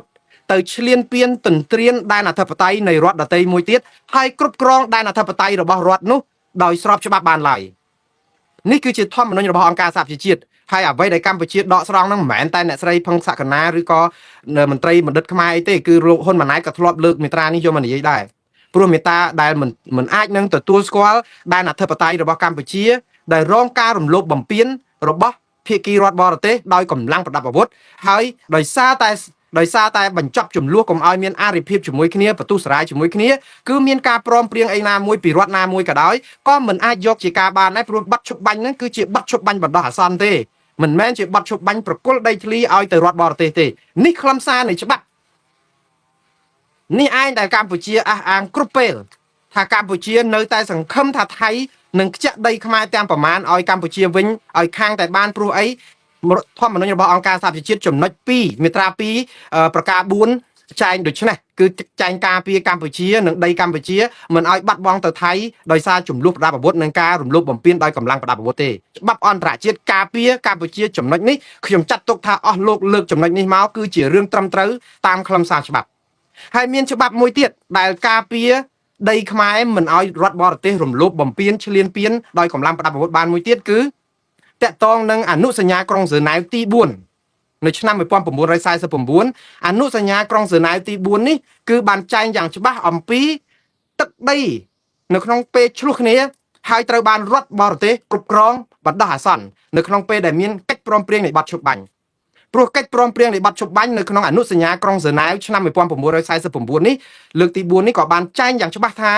ទឹកដីទាំងឡាយណាដែលរដ្ឋបរទេសទន្ទ្រានឈ្លានពានរដ្ឋមួយហើយដណ្ដើមបានហើយក៏ចោះជាបទឈប់បាញ់ ដើម្បីឲ្យមានការសម្របសម្រួលដើម្បីបញ្ចប់ការបន្ទុះសារាយមួយរយៈពេលបណ្ដោះអាសន្ននេះគឺមិនអាចដែនដីទាំងអស់នោះคล้ายជាដែនដីស្របច្បាប់របស់រដ្ឋដែលជាភាគីប្រជាមិត្តដែលមកដណ្ដើមទន្ទ្រានឈ្លានពានទេបើទោះបីជាមានការដែលព្រមព្រៀងគ្នាឲ្យអ្នកណានៅនឹងក៏ដោយនេះកម្ពុជាមានច្បាប់2របស់អង្គការសហប្រជាជាតិដែលយកមកប្រើទី1គឺខ្ញុំបាននិយាយហើយគឺអនុសញ្ញាក្រុងហ្សឺណែវលើកទី4ដែលចែងការពារដីខ្មែរមិនឲ្យបាត់ទី2គឺច្បាប់អន្តរជាតិគឺរដ្ឋធម្មនុញ្ញរបស់អង្គការសហប្រជាជាតិមាត្រា2ប្រការ4បងប្អូនជាអ្នកច្បាប់បញ្ញវន្តទៅនាំគ្នាបើកមើលទាំងអស់គ្នាទៅរឿងដែលសំខាន់មួយទៀតនៅក្នុងអនុសញ្ញារបស់ទីក្រុងហ្សឺណែវឆ្នាំ1949អនុសញ្ញាលើកទី4នេះណាគឺចែងបន្ថែមថានៅពេលដែលមានបទឈប់បាញ់ដែនដីដែលគ្រប់គ្រងដោយទ័ពបរទេសនៅក្នុងនេះគឺយើងយកថៃតែម្ដងឲ្យស្រួលស្ដាប់ដែនដីខ្មែរដែលគ្រប់គ្រងដោយទាហានថៃដែនដីទាំងនោះបើតាមអនុសញ្ញាក្រុងហ្សឺណែវនេះគឺមិនអាចត្រូវបានកែប្រែផ្លាស់ប្ដូរឡើយព្រោះអីជាប់លក្ខខណ្ឌ3 4ទៀតដែនដីហ្នឹងគឺប្រជាពលរដ្ឋគឺមិនត្រូវបណ្ដេញពួកគាត់ចេញពីលំនៅឋានហើយត្រូវឲ្យប្រជាពលរដ្ឋនៅហ្នឹងហើយផ្ដល់សេវាសុខាភិបាលសេវាសុខភាពសង្គមសេវាអីភាពប្រក្រតីនៃប្រជាពលរដ្ឋថែរក្សាសុវត្ថិភាពពួកគាត់ឲ្យនៅដូចដើមអត់មានត្រូវប្រែប្រួលអីទាំងអស់អត់មានថាអូប្រជាពលរដ្ឋខ្មែរដែលស្ថិតនៅក្នុងតំបន់គ្រប់គ្រងរបស់ថៃហ្នឹងដែលមានបទឈប់បាញ់ឲ្យស្រាប់តែប្រព្រឹត្តធ្វើបាបធ្វើទុកបុកម្នេញពួកគាត់ច្បាប់ការពារមិនឲ្យធ្វើបាបទេគឺបានន័យថាបើទាហានថៃគ្រប់គ្រងតំបន់ដីខ្មែរទាំងអស់នោះគឺទាហានថៃត្រូវតែផ្ដល់សេវាសុវត្ថិភាពត្រូវតែប្រព្រឹត្តឲ្យជនជាតិខ្មែរទាំងអស់អាចរស់នៅប្រកបរបរតាមសមាជីវៈដូចធម្មតាអាហ្នឹងខ1ខ2គឺបានន័យថាទឹកដីដែលបានគ្រប់គ្រងហ្នឹងគឺទី1គឺមិនអាចនឹងកែប្រែវាទៅជាស្អីផ្សេងទៀតទេមិនអាចឈូសឆាយមិនអាចជីកប្រឡង់កាយប្រឡង់មិនអាចសង់ផ្លូវមិនអាចជួសជុលមិនអាចរៀបចំហេដ្ឋារចនាសម្ព័ន្ធថ្មីមិនអាចដូរឈ្មោះមិននិយាយទៅមិនអាចកែប្រែអ្វីបានទាំងអស់នៅក្នុងអនុសញ្ញាក្រុងហ្សឺណែវឆ្នាំ1949លើកទី4នេះគឺការពារកម្ពុជាដែរនៅក្នុងន័យមួយគឺការពារមិនឲ្យទាហានថៃកែប្រែហេដ្ឋារចនាសម្ព័ន្ធនៅក្នុងទឹកដីដែលខ្លួនគ្រប់គ្រងបានជាបណ្ដោះអាសន្នហ្នឹងទេច្បាប់ការពារអញ្ចឹងមួយទៀតច្បាប់ក៏បានការពារទៀតនៅក្នុងអនុសញ្ញាដដែលហ្នឹងថាទឹកដីទាំងអស់នេះដោយសារតែវាជាចំនួនប្រដាប់អាវុធដូច្នេះរដ្ឋអធិបតេយ្យគឺរដ្ឋកម្ពុជានៅក្នុងន័យនេះដែលខ្ញុំយកជាឧទាហរណ៍រដ្ឋណាក៏ដោយមិនមែនតែកម្ពុជាទេព្រោះច្បាប់អនុសញ្ញានេះការពារប្រទេសទាំងអស់នៅលើពិភពលោកដែលជាសមាជិកនៃអង្គការសហប្រជាជាតិហើយកម្ពុជាក៏ជាសមាជិកនៃអង្គការសហប្រជាជាតិដែរគេការពារដោយសារអីក្នុងន័យថារដ្ឋអធិបតេយ្យដែលទុនខ្សោយបែបនេះគឺចំណោះក្រោមរដ្ឋបរទេសមួយដែលមានកម្លាំងប្រដាប់អាវុធរឹងមាំខ្លាំងជាងគេមិនអាចចាត់ទុកថារដ្ឋដែលទុនខ្សោយនេះព្រមប្រគល់ទឹកដីទៅឲ្យរដ្ឋបរទេសនេះដោយមានការព្រមព្រៀងដោយគេហៅថាដោយសុឆន្ទៈទេគឺបានន័យថាមិនបានចាត់ទុកថាទឹកដីនោះគឺជាទឹកដីរបស់ថៃដោយត្រឹមត្រូវនោះឡើយឬស្របច្បាប់នោះឡើយដោយសារតែចំនួនប្រដាប់អាវុធដែលមានការគម្រាមកំហែងអាហ្នឹងខនៅក្នុងអនុសញ្ញាក្រុងហ្សឺណែវលើកទី4នេះមានមួយទៀតគឺទឹកដីទាំងអស់នៅក្នុងការដែលមានវិវាទក៏មិនអាចក្លាយជាកម្មសិទ្ធិរបស់អ្នកណាម្នាក់ឬក៏ប្រទេសដែលវាដណ្ដើមនោះស្របច្បាប់បានដែរបើប្រជាពលរដ្ឋទាំងអស់របស់កម្ពុជាទាំង18លាននាក់មិនទទួលស្គាល់មិនយល់ព្រមព្រោះកម្ពុជាការពារដោយរដ្ឋធម្មនុញ្ញមានរដ្ឋាភិបាលការពារដោយរដ្ឋធម្មនុញ្ញអញ្ចឹងបើប្រជាពលរដ្ឋដែលរដ្ឋាភិបាលមួយតំណាងមិនអាចមិនព្រមឲ្យថៃគ្រប់គ្រងដោយស្របច្បាប់ណាមួយទេគឺដីទាំងអស់នោះមិនអាចជាដីរបស់ថៃបានទេនេះក្របខ័ណ្ឌអន្តរជាតិបងប្អូននិយាយប៉ុណ្្នឹងទៅពេញចិត្តស្ដោកហើយគេថាឃើញហេរដ្ឋាភិបាលគេថាមកយោហើយតែយើងនឹងនាំគ្នាទៅប្រឹងតែបកស្រាយថាដីនឹងបាត់ទៅថៃហើយដីនឹងបាត់ទៅថៃរដ្ឋាភិបាលគេថាហើយគេនៅតែតវ៉ាគេនៅតែទាមទារគេមានច្បាប់អន្តរជាតិគេមានអនុសញ្ញាក្រុងហ្សឺណែវគេមាននីតិវិធីការទូតគេមាននីតិវិធីផ្លូវការគេនៅតែប្រាប់ថាដីនឹងមិនបាត់ទេទោះជាមានឱកាសតែ1%នៅក្នុងការចរចាក៏បានដីនឹងមកវិញហើយបើអត់ឱកាសហ្នឹងខ្ញុំនិយាយថាបើតាមច្បាប់ទាំងអស់នេះដីនឹងគួរតែជាកម្មសិទ្ធិរបស់កម្ពុជាអត់មានជាកម្មសិទ្ធិរបស់ថៃទេសមាជិកនៅបងប្អូនយើងអត់បាត់ដីទេបើតាមការបកស្រាយបែបនេះមានន័យគ្រប់គ្រាន់ថាដីខ្មែរអត់បាត់ទៅថៃទេបើទោះបីជាមានកិច្ចព្រមព្រៀងនៃបទឈប់បាញ់បញ្ជាក់ថាអ្នកណានៅហ្នឹងហើយអីក៏ដោយហើយកម្ពុជាបានប្រើប្រាស់គ្រប់មធ្យោបាយដែលមានស្រាប់តាមនីតិវិធីច្បាប់នឹងអស់ហើយប្តឹងតវ៉ាសំទោសអត់ប្តឹងទេតវ៉ាជំទាស់មិនទទួលស្គាល់លក្ខណៈកម្ពុជាបានធ្វើអស់ហើយកម្ពុជាធ្វើឲ្យទៅតាមនីតិវិធីច្បាប់នេះអស់ហើយខ្ញុំសរសើរថាកម្ពុជាអត់ធ្មត់ប្រឹងប្រែងធ្វើតាមនីតិវិធីអស់ឥឡូវសំណួរសួរទៅវិញថាតើយើងធ្វើដូច្នេះមានច្បាប់អន្តរជាតិរដ្ឋធម្មនុញ្ញអង្គការសហប្រជាជាតិនេះហើយនឹងមានសន្ធិអនុសញ្ញាក្រុងហ្សឺណែវលើកទី4នេះ ตาได้แต่ไทยกรุบกรองบานแต่งประมาณดม62 ดมนี้ปัจเจียเหมือนบัดบังtừไทยบานเกหรือบานยึงสำนวนเราสู้แต่หลายนั่งไงจำร้ายดอกใครบำพดคือได้นี่หนึ่งบานไทยให้บอลพูหนึ่งกระเตียท่าได้มุงน่ะเรนั่งเอาแต่เบาะสไลด์แต่เพลิงนั่งเตียmìnhความปรองตีนมาฉบับมามากันเนาะตกจัดท่าได้นั่งได้อัดบานแต่ไทยแล้วท่าบานแต่ไทยเตียให้ขยมปุ่นจุลให้ไอ้บานจะได้นั่งหนึ่งบานแต่ไทยchỉ riêng rồi hốtขยมบ้าวงกระจอนติเป้là dương to va chỉ mũiไทยแต่ตอนหนึ่งเรื่องได้เหมือนนั่งdươngประกันจมหอท่าได้ต่างอ๋อนั่งหนึ่งต่อว่าตื้อคือយើងដើម្បីបង្កើតឲ្យមានច្បាប់ទំនៀមទម្លាប់អន្តរជាតិថាភាគីកម្ពុជាតវ៉ាមិនឲ្យថៃទទួលយកបានទេគឺខុសច្បាប់ហើយយើងមានសិទ្ធិតវ៉ាតកូនតចៅទៀតព្រោះរដ្ឋាភិបាលកម្ពុជាបានតវ៉ាក្នុងពេលជាមួយគ្នានេះកម្ពុជាបាត់សិទ្ធិតវ៉ាកោះគុតមួយបាត់ទៅហើយបងប្អូនត្រូវចាំអាកន្លែងនេះគឺកម្ពុជាអត់តន់តវ៉ាអីមួយម៉ាត់រឿងកោះគុតគេលុប MOU 2001យើងគ្រាន់តែសោកស្ដាយហើយឥឡូវយើងរុញថៃឲ្យប្រើយន្តការគេហៅអីយន្តការផ្សះផ្សាដោយបង្ខំតែយើងគិតថានឹងប្រើយន្តការនេះដើម្បីឲ្យថៃនិយាយថាប្តឹងថៃឲ្យថៃឡើងទៅតុលាការឬក៏យន្តការអន្តរជាតិអង្គការសហប្រជាជាតិអីណាទៅប៉ុន្តែមិនបានជំទាស់ថៃសំបីតែមួយម៉ាត់នៅពេលដែលថៃថាស្អីកក់គុតជារបស់ថៃ 100% គឺយើងបាត់សិទ្ធិឆ្លោះសិទ្ធិស្របច្បាប់របស់កម្ពុជាបាត់ទៅហើយនៅក្នុងការតវ៉ាបើយើងតវ៉ារឿងកក់គុតឲ្យដូចជាការតវ៉ាដីទាំង62កន្លែងនេះអាហ្នឹងខ្ញុំថាតាមបទដ្ឋានអន្តរជាតិដែលខ្ញុំនិយាយថាមានរដ្ឋធម្មនុញ្ញអង្គការសហប្រជាជាតិផងឬក៏មានអនុសញ្ញាក្រុងហ្សឺណែវលើកទី4នេះផងឱកាសកម្ពុជានៅក្នុងការទាមទារតវ៉ាកុំឲ្យថៃយកដីខ្មែរឬកោះគុតដោយស្របច្បាប់នេះគឺយើងនៅមានប៉ុន្តែឥឡូវយើងឆ្លោះសិទ្ធិតតងរឿងកោះគុតប៉ុន្តែយើងមិនឆ្លោះសិទ្ធិនៅក្នុងការទាមទារដែនអធិបតេយ្យទាំង62កន្លែងដែលថៃវាដណ្ដើមយកនេះទេឥឡូវសួរថាតើបានគេឬបានយើងខ្ញុំបញ្យល់នៅក្នុងនីតិវិធីច្បាប់អន្តរជាតិតកតងនឹងចំនួនប្រដាប់អាវុធឬការទន្ទ្រានឈ្លានពានដែនធិបតេយ្យពីរដ្ឋបរទេសហើយនៅពេលដែលមានបត់ឈប់បាញ់គ្នានេះក៏និយាយរឿងគេចូលយកដោយរុស្ស៊ីចូលវាយអ៊ុយក្រែនមកដល់ម៉ោងនេះអត់មានទាន់មានបត់ឈប់បាញ់ដែលរុស្ស៊ីត្រូវបានអ៊ុយក្រែនព្រមព្រៀងថាឲ្យដីនៅកន្លែងណានៅកន្លែងហ្នឹងណាអាហ្នឹងរឿងរុស្ស៊ីមួយគឺលុកសាច់ហើយអ៊ុយក្រែនវាយតតែស្លាប់អស់តបចុងក្រោយគឺមិនឲ្យរុស្ស៊ីបានដៃថានៅកន្លែងណានៅកន្លែងហ្នឹងអាហ្នឹងហើយដែលធ្វើឲ្យរុស្ស៊ីទាល់តម្រេះដែរតបហ្នឹងគឺត្រូវតែហ៊ានអ៊ុយក្រែនទម្លាក់គ្រាប់ងាប់រាល់ថ្ងៃដែរតែធ្វើម៉េចព្រោះអ៊ុយក្រែនថាតែចុះហត្ថលេខាណានៅហ្នឹងគឺចាញ់រុស្ស៊ីហើយរុស្ស៊ីនឹងយកលេសដាក់ទាហាននៅហ្នឹងគឺធ្វើឲ្យតំបន់ 25% នៃអ៊ុយក្រែនដែលទាហានរុស្ស៊ីគ្រប់គ្រងបាននឹងខ្លាយទៅជាដីអ៊ុយក្រែនដីរុស្ស៊ីតែម្ដងតែកម្ពុជាខុសពីអ៊ុយក្រែនត្រង់ថាយើងកម្លាំងខ្សោយជាងគេខ្លាំងមែនតើគឺយើងអត់មានអីក្រៅពីការដោះដូរយកការបាត់ឈប់បាញ់ដើម្បីឲ្យមានសុខសន្តិភាពស្ងប់សង្គ្រាមជាធ្នូនៅក្នុងការដែលឲ្យថៃគ្រប់គ្រងតំបន់ដែលថៃគ្រប់គ្រងបានទាំង60កន្លែងជាងនេះអានេះរឿងគ្រោះថ្នាក់គឺកន្លែងហ្នឹងខ្ញុំបានជម្រាបជូនបងប្អូនហើយថាចោះវាខុសឆ្គងអីនៅពេលដែលរដ្ឋមួយទុនខ្សោយមិនអាចច្បាំងឈ្នះគេហើយព្រមឲ្យមានបាត់ឈប់បាញ់គឺគ្រាន់តែជាកិច្ចព្រមព្រៀងកិច្ចសន្យាបណ្ដោះអាសន្នដើម្បីឲ្យមានការដែលកុំឲ្យស្លាប់មនុស្សស្លាប់តបឬក៏វិនិស្សកម្មច្រើនជាងហ្នឹងទៀតទេជាទូទៅបាត់ឈប់បាញ់ខ្លឹមសាររបស់បាត់ឈប់បាញ់គឺអញ្ចឹងឯងគឺជាការធ្វើឲ្យបណ្ដោះអាសន្នហើយនាំគ្នាដោះស្រាយបញ្ហាតាមនីតិវិធីច្បាប់តាមនីតិវិធីចរចាតាមនីតិវិធីអីក្រោយនឹងមកដើម្បីឲ្យយកអាបាត់ឈប់បាញ់ហ្នឹងគឺជាចំណុចចាប់ផ្ដើមកុំឲ្យវាយគ្នាថែមទៀតទៅដើម្បីទុកឱកាសឲ្យចរចាដើម្បីបញ្ចប់ចំនួនតែប៉ុណ្្នឹងឯងនេះគឺជាខ្លឹមសារនៃបាត់ឈប់បាញ់ណាក៏ប៉ុន្តែឥឡូវយើងសួរទៅវិញថាតើពេលដែលយើងចុះហត្ថលេខាទៅលើបាត់ឈប់បាញ់នេះសូម្បីតែវាជាខ្លឹមសារបណ្ដោះអាសន្នហ្នឹងតើកម្ពុជាអាចបាត់បង់ដីទាំងអស់នេះដោយរបៀបណាហើយទាមទារគេវិញបានដែរឬយ៉ាងណាបងប្អូនពាក្យថា consent នៅក្នុងភាសាអង់គ្លេសគឺនៅក្នុងខ្លឹមសារច្បាប់គឺបានន័យថាការយល់ព្រមសំខាន់ណាស់បងប្អូនពាក្យថាយល់ព្រមនេះគឺសំខាន់ណាស់ពាក្យយល់ព្រមនេះគឺជាការដែលព្រមព្រៀងគ្នាឲ្យគេធ្វើអីមួយអញ្ចឹងនៅក្នុងថ្ងៃទី27ខែធ្នូឆ្នាំ2025លោកទាសីហាដែលជារដ្ឋមន្ត្រីក្រសួងការពារជាតិកម្ពុជានិងលោកណាត់តភុងណាភនិចតំណាងឲ្យរដ្ឋាភិបាលថៃក្រសួងការពារជាតិថៃបានជួបគ្នាដើម្បីក្នុងក្របខ័ណ្ឌយន្តការ GBC រៀបចំឲ្យមានបទឈប់បាញ់មួយហើយនៅក្នុងបទឈប់បាញ់មានច្រើនប្រការនៅក្នុងនោះគឺមានប្រការ2ចែងច្បាស់ថាភាគីទាំងពីរផ្អាកការឈប់បាញ់ឬក៏ឈប់បាញ់គ្នា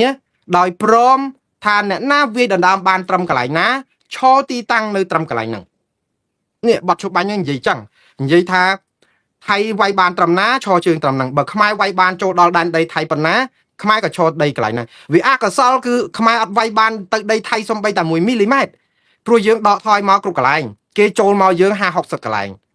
តែប៉ុណ្ណឹងតើយើងអកុសលកន្លែងហ្នឹងឯងតបយើងវាខ្សោយអញ្ចឹងយើងអត់អាចតតាំងគេអញ្ចឹងយើងដកថយទាំងអស់គេទន្ទ្រានឈ្លានពានមកទាំងអស់ហើយនៅពេលដែលយើងចុះហត្ថលេខាលើប័ណ្ណជប់បាញ់ហ្នឹងគឺយើងមាន consent បានន័យថាយើងព្រមព្រៀងយល់ព្រមដោយសុទ្ធចិត្តតំណាងឲ្យរដ្ឋាភិបាលកម្ពុជាថាដីនេះគឺយើងព្រមប្រគល់ឲ្យថៃគ្រប់គ្រងនៅណានៅហ្នឹងយើងព្រមណាបងប្អូនអញ្ចឹងយើងយល់ព្រមឲ្យថៃគ្រប់គ្រងតំបន់ទាំងអស់នោះសំណួរសួរទៅទៀតថាតើអនុសញ្ញាក្រុងហ្សឺណែវឆ្នាំ1949និយាយអំពីការគ្រប់គ្រងដែនដីដែលឈ្លានពានទន្ទ្រានបានហើយមានកិច្ចព្រមព្រៀងគ្នានៃបទជប់បាញ់ក៏ដោយចោះជនស៊ីវិលដែលនៅទីតាំងទាំងអស់នោះតើយើងប្រព្រឹត្តយ៉ាងម៉េចរឿងជនស៊ីវិលមិនមែនជាកម្មវត្ថុនៅក្នុងការដែលជជែកទៀតទេហេតុអីបានអញ្ចឹងព្រោះជនស៊ីវិលរបស់កម្ពុជាត្រូវបានថៃប្រើយុទ្ធសាស្ត្រកំចាយទម្លាក់គ្រាប់បែកចង្កោមផ្សែងពុលអីធ្វើឲ្យគ្នាអត់អាចនៅភូមិបានទេរត់ប្រាស់អាយុចាក់ចេញពីភូមិទាំងអស់ដើម្បីរួចជីវិតនៅពេលដែលយើងចាក់ចេញពីភូមិអស់គឺថៃគ្រប់គ្រងភូមិនឹងទាំងស្រុងថៃគ្រប់គ្រងភូមិទាំងស្រុងគឺអត់មានប្រជាពលរដ្ឋខ្មែរនៅក្នុងភូមិដែលថៃគ្រប់គ្រងបានទៀតទេដូចជានៅអូស្មាច់បឹងតគួនប្រជាពលរដ្ឋចូលអត់បានណាគឺថៃគ្រប់គ្រងទាំងអស់បានន័យថាថៃអត់បានបណ្ដេញប្រជាពលរដ្ឋចេញនៅពេលដែលមានបទឈប់បាញ់ទេណាប្រជាពលរដ្ឋកម្ពុជាបានវិច្ចបង្វិចរត់ចោលស្រុកចោលភូមិដោយសារតែមិនអាចទ្រង់នឹងគ្រាប់កំភ្លើងស្រោចរបស់ថៃបានដើម្បីអាយុជីវិតដូច្នេះត្រូវបោះបង់ចោលភូមិឋានស្ងាត់ចងំទាំងភូមិជោគជ័យភូមិព្រៃច័ន្ទនិងតំបន់អូស្មាច់ដូច្នេះថៃគឺគ្រប់គ្រងព្រឹបអត់មានជនស៊ីវិលខ្មែរនៅតំបន់ហ្នឹងទេហើយនៅពេលដែលបាត់ជប់បាញ់ចូលជាធរមានភ្លាមគឺបានន័យថាជនស៊ីវិលដែលនៅក្នុងតំបន់ត្រួតត្រារបស់ថៃមានតែប្រជាពលរដ្ឋថៃហ្នឹងអត់មានប្រជាពលរដ្ឋខ្មែរណាព្រោះថៃលែងឲ្យខ្មែរចូលទៅវិញហ្នឹងកម្ពុជាប្រជាពលរដ្ឋខ្មែរព្យាយាមចូលទៅវិញដែរតែថៃអត់ឲ្យចូលដូច្នេះជនស៊ីវិលដែលថៃត្រូវធ្វើបាបអត់មានទេនៅក្នុងតំបន់ដែលថៃគ្រប់គ្រងអញ្ចឹងថៃរួចខ្លួនរឿងការគ្រប់គ្រងជនស៊ីវិលហ្នឹងបានន័យថាធ្វើបាបធ្វើអីបដិញអីថៃថាអត់បានបដិញទេព្រោះជនស៊ីវិលកម្ពុជាចាក់ចេញពីភូមិឋានអស់ហើយដូច្នេះរឿងតាក់ទងនឹងការប្រព្រឹត្តមិនត្រឹមត្រូវលើជនស៊ីវិលថៃរួចខ្លួននឹងអនុសញ្ញាក្រុងហ្សឺណែវឆ្នាំ1949អនុសញ្ញាទី4ហ្នឹងគឺអត់មានតាក់ទងនឹង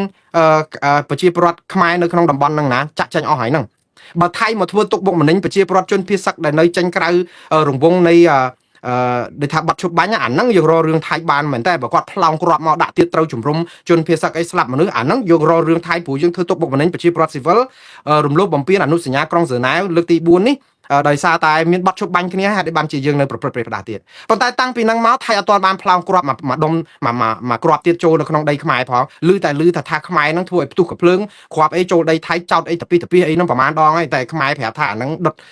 សម្រាមដុតអីទៅវាផ្ទុះគ្រាប់អីមិនមានចេតនាអីហ្នឹងឆ្លោះគ្នាតែអញ្ចឹងវិញទេហើយបាញ់ផ្លោងបាញ់គ្រាប់ឡើងលើប្រហើអីហ្នឹងគឺចោតគ្នាទៅវិញទៅមកចោតចុះចោតឡើងថៃថាបាញ់ផាវដុតផាវឯណាហ្នឹងគឺយើងឃើញប៉ុន្តែឲ្យបាញ់ផ្លោងហ្មងចូលដល់ជំរំស៊ីវិលអត់ទាន់មានទេដូច្នេះអាការដែលថាមានជនស៊ីវិលរងគ្រោះឈឺចាប់ដោយថៃបណ្ដេញគឺអត់មានថៃរួចខ្លួនកន្លែងហ្នឹងឥឡូវវិលមករឿងការយល់ព្រមព្រៀងគ្នាវិញគឺកម្ពុជាព្រមព្រៀងឲ្យថៃនៅណានៅហ្នឹង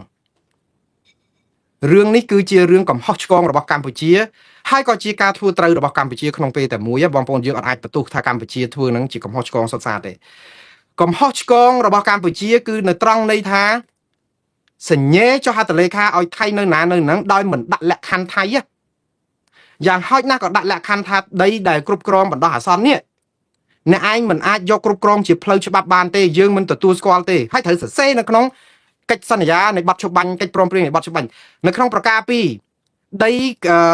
ដើម្បីអនុវត្តបទជប់បាញ់នេះគឺភាគីទាំងពីរព្រមទទួលស្គាល់ថាអ្នកណានៅណានៅហ្នឹងជាបណ្ដោះអាសន្នក៏ប៉ុន្តែនៅពេលដែលដំណោះស្រាយព្រំដែនដោះស្រាយតាមយន្តការច្បាប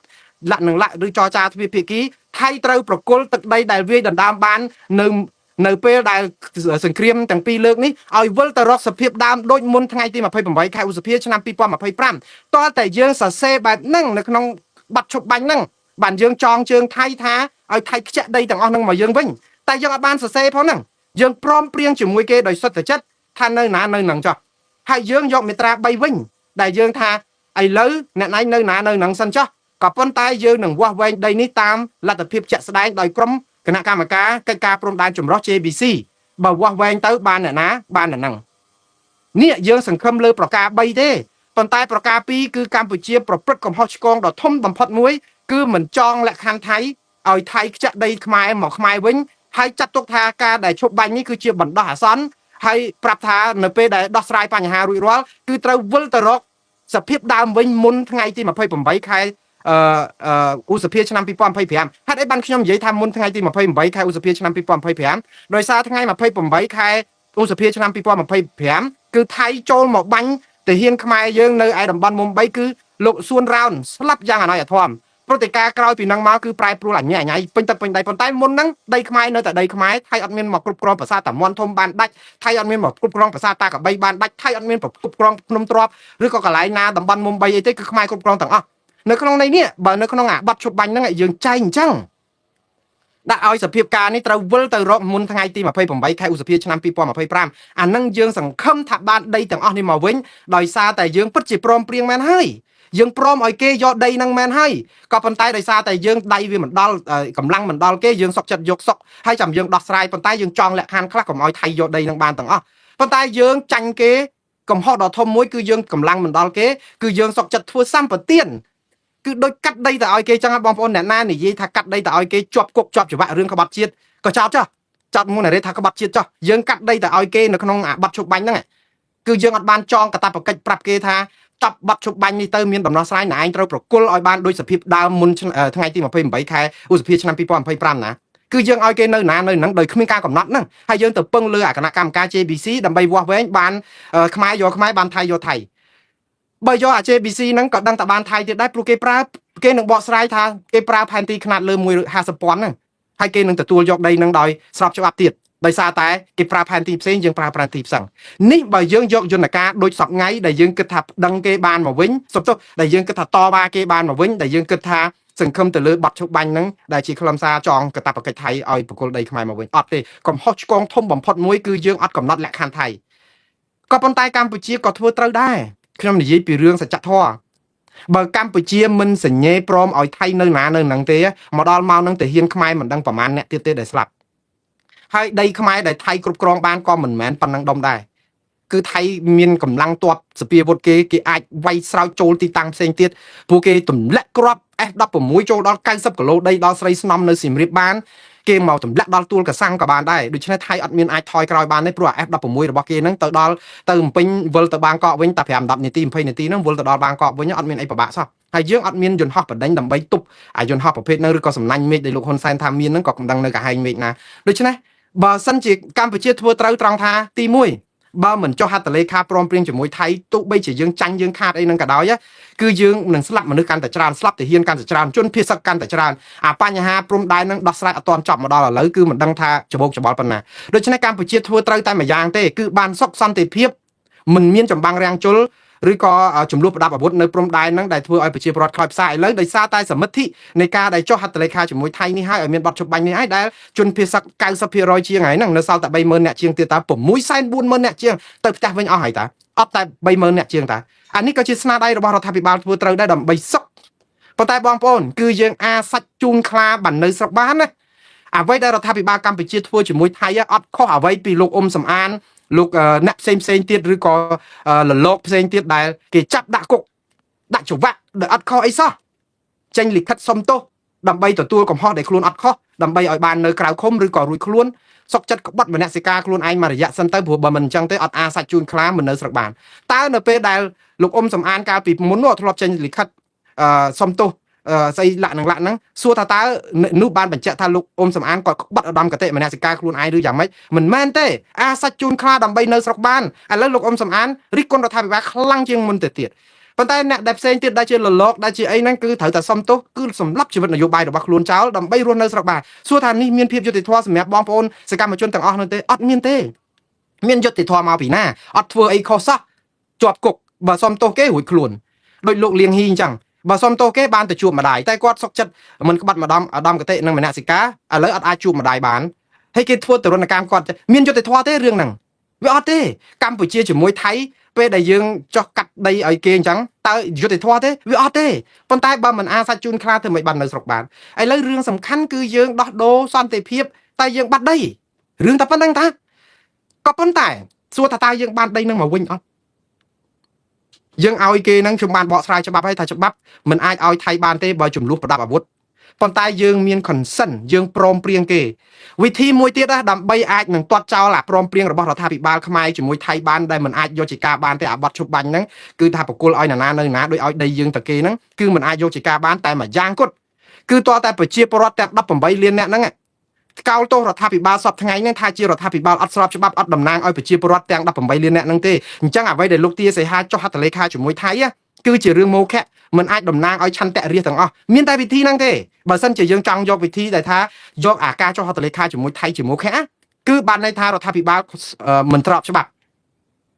អានេះគណៈបកប្រឆាំងបានដៃគាត់ថាប្រាប់ឲ្យតើថាបើធ្វើឲ្យរដ្ឋាភិបាលនេះអត់ស្របច្បាប់ឥឡូវគេដឹងតែអត់ស្របច្បាប់ហើយព្រោះបោះឆ្នោតដោយគ្មានភាពសេរីត្រឹមត្រូវនឹងយុត្តិធម៌ផងហ្នឹងគ្មានគណៈបកប្រឆាំងចូលរួមផងអញ្ចឹងរដ្ឋាភិបាលសពថ្ងៃហ្នឹងដូចតែរដ្ឋាភិបាលអត់ស្របច្បាប់ដដែលហ្នឹងអញ្ចឹងការដែលចុះហត្ថលេខាជាមួយថៃក៏មិនអាចទុកជាការបានដែរអាហ្នឹងតើតែគណៈបកប្រឆាំងនេះឡើងកាន់រដ្ឋាភិបាលហើយទៅប្រាប់ទៅតតាំងជាមួយថៃយកចំណុចហ្នឹងមកនិយាយថាណែរដ្ឋាភិបាលមុនណាពេលដែលចុះហត្ថលេខាឲ្យណានៅហ្នឹងដីខ្មែរហ្នឹងអត់មានបានឯងស្របច្បាប់កៅទេព្រោះរដ្ឋាភិបាលមុនហ្នឹងអត់ស្របច្បាប់ដោយសារតែការបោះឆ្នោតគ្មានភាពសេរីត្រឹមត្រូវនឹងយុត្តិធម៌ដូច្នេះរដ្ឋាភិបាលថ្មីស្របច្បាប់តាមមតិរាស្ត្រដែលគេមានពហុបកមានកោចូលបឯករាជ្យមានតឡាការឯករាជ្យមានអីទៅឥឡូវប្រជាពលរដ្ឋសម្រាប់ជួបវាសនាលើរដ្ឋាភិបាលថ្មីអញ្ចឹងរដ្ឋាភិបាលថ្មីអាចតតាំងជាមួយថៃយកដីទាំងអស់នោះមកបានដោយយកប្រការមួយគឺតកតងនឹងរដ្ឋាភិបាលកម្ពុជាសប្តាហ៍ថ្ងៃអត់ស្របច្បាប់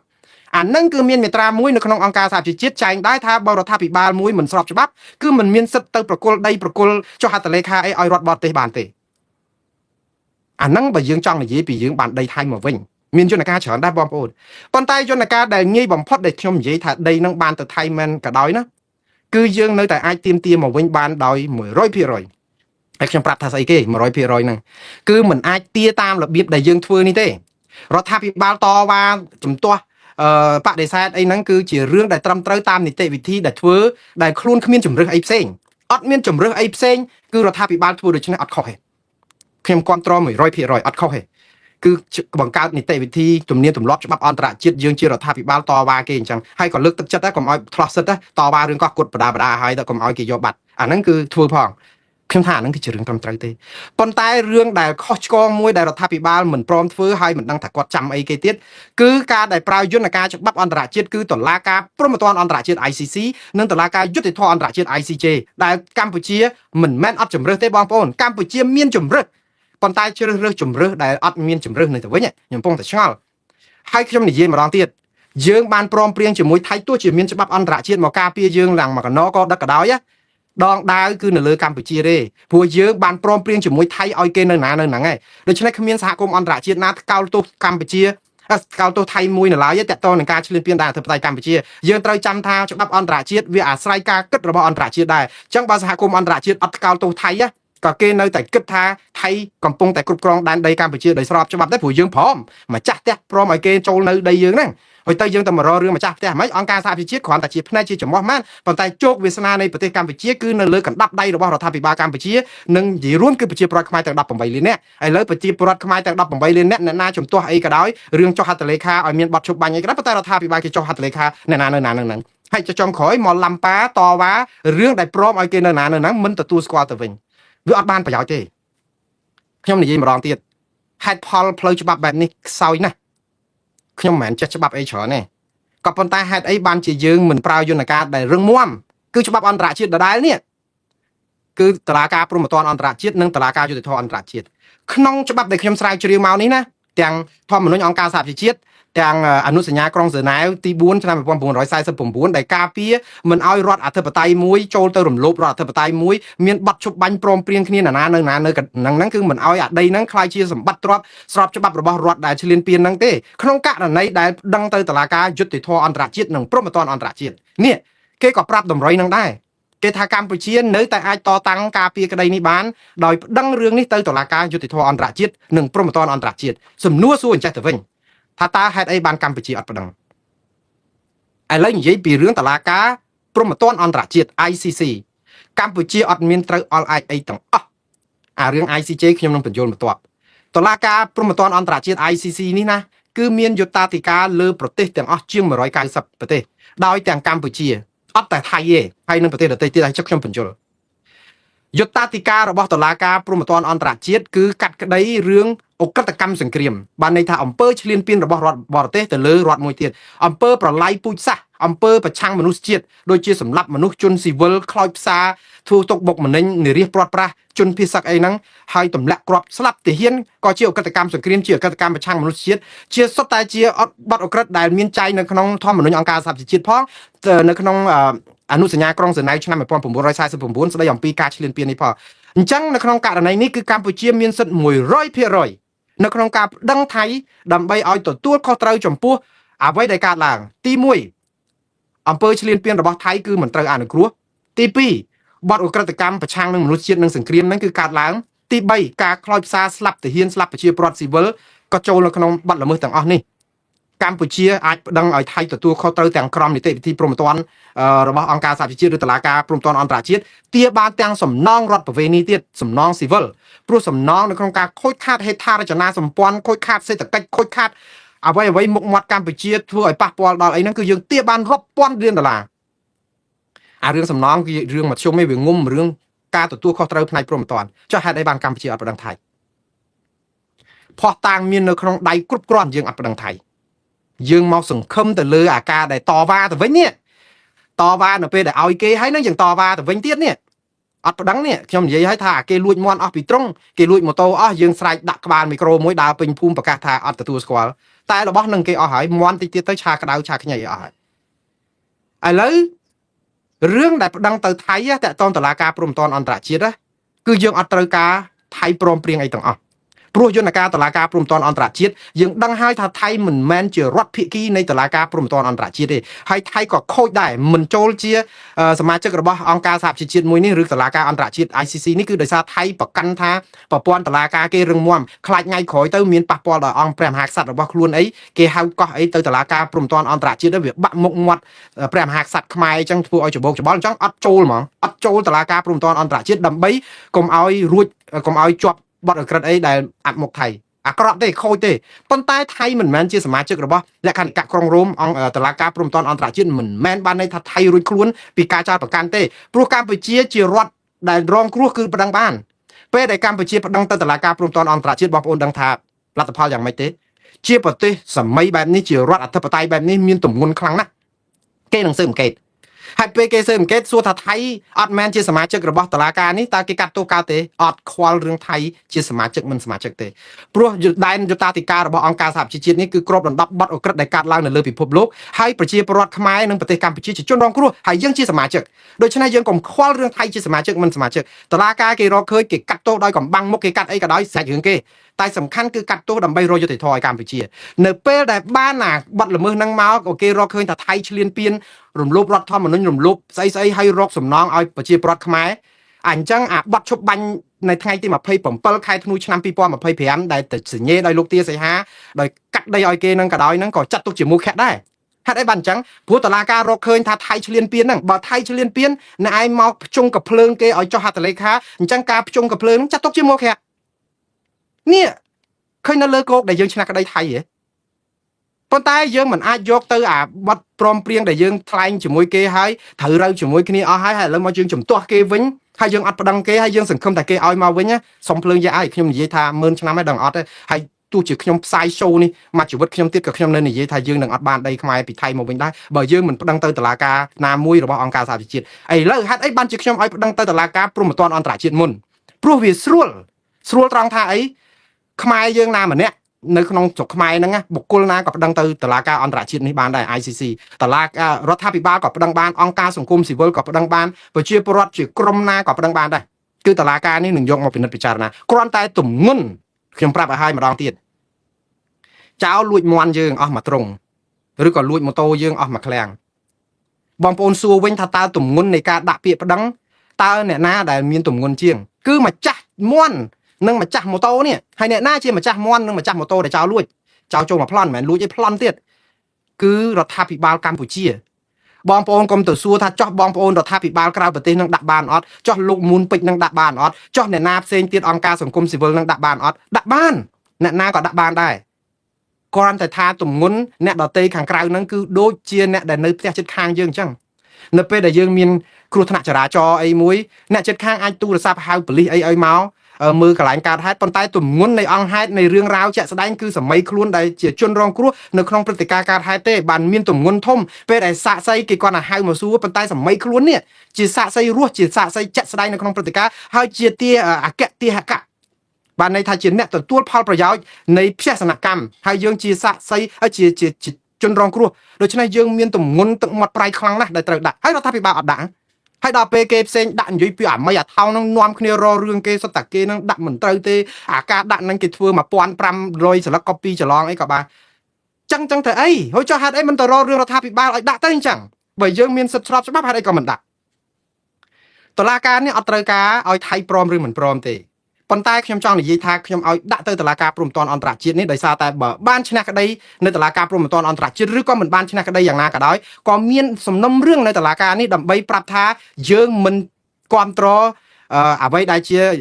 ភាគីថៃធ្វើទេព្រោះបើយកយន្តការដែលទាត់ចោលអ្វីដែលយើងសញ្ញេឲ្យគេយើងសញ្ញេដៃយើងឈូសជើងហ្នឹងតើគេជឿយើងមែន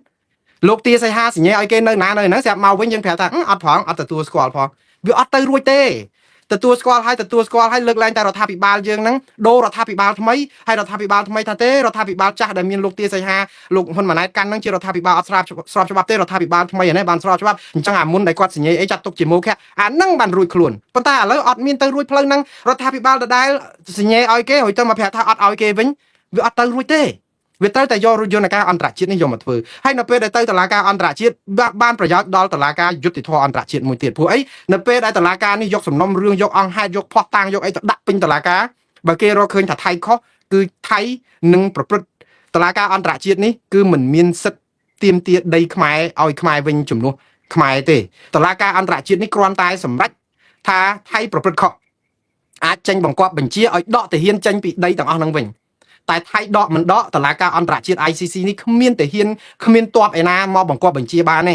េដូច្នេះអធិបុលនេះគឺគ្រាន់តែជាអធិបុលជាភ័ស្តុតាងប្រវត្តិសាស្ត្រដើម្បីប្រាប់ថៃថាអ្នកឯងខុសតែប៉ុណ្្នឹងឯងប៉ុន្តែថៃក៏បាក់មុខមាត់ដែរបើសិនជាអត់ព្រមដកព្រោះរឿងប្រាសាទរឿងអីរឿងកន្លងមកគឺតុលាការអន្តរជាតិនេះគឺមានអធិបុលធ្វើឲ្យបាក់មុខមាត់តែចុងក្រោយទៅផ្នែកការទូតខ្លាចបាក់មុខមាត់ក៏ព្រមធ្វើចឹងទៅប៉ុន្តែបើថៃឧទាហរណ៍តុលាការព្រំតនអន្តរជាតិរកឃើញថាថៃខុសឆ្លៀនពៀនទម្លាក់គ្រាប់បែកចង្កោមប្រែងសែងពុលឬសម្រាប់ទាហានខ្មែរជនស៊ីវិលនិរិះព្រាត់ប្រាសខ្ទេចខ្ទីភូមិឋានហេដ្ឋារចនាសម្ព័ន្ធនៅប្រទេសកម្ពុជាហើយគេឲ្យសងសំណងសងអីទៀតឧទាហរណ៍ឲ្យដកទាហានឲ្យថៃអត់ព្រមធ្វើអត់អីទេសេចក្ដីថៃធ្វើមិនធ្វើក៏ខ្វល់ដែរយើងបានភ័ស្តុតាងពេញដៃនៅក្នុងការប្តឹងទៅតុលាការយុត្តិធម៌អន្តរជាតិ ICJ ដើម្បីឲ្យថៃដកចេញពីអាតំបន់ហ្នឹងឲ្យតុលាការអន្តរជាតិ ICJ យកភ័ស្តុតាងដែលមានស្រាប់ពីតុលាការព្រំប្រទានអន្តរជាតិជាសំអាងហេតុប្រាប់ថាឥឡូវតុលាកា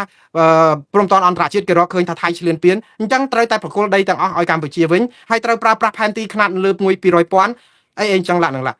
់គ្រាន់តែថាតុលាការយុត្តិធម៌អន្តរជាតិរៀងស្មុគស្មាញបន្តិចព្រោះវាត្រូវការឲ្យថៃយល់ស្របដើម្បីដាក់បណ្ដឹងនឹងដែរ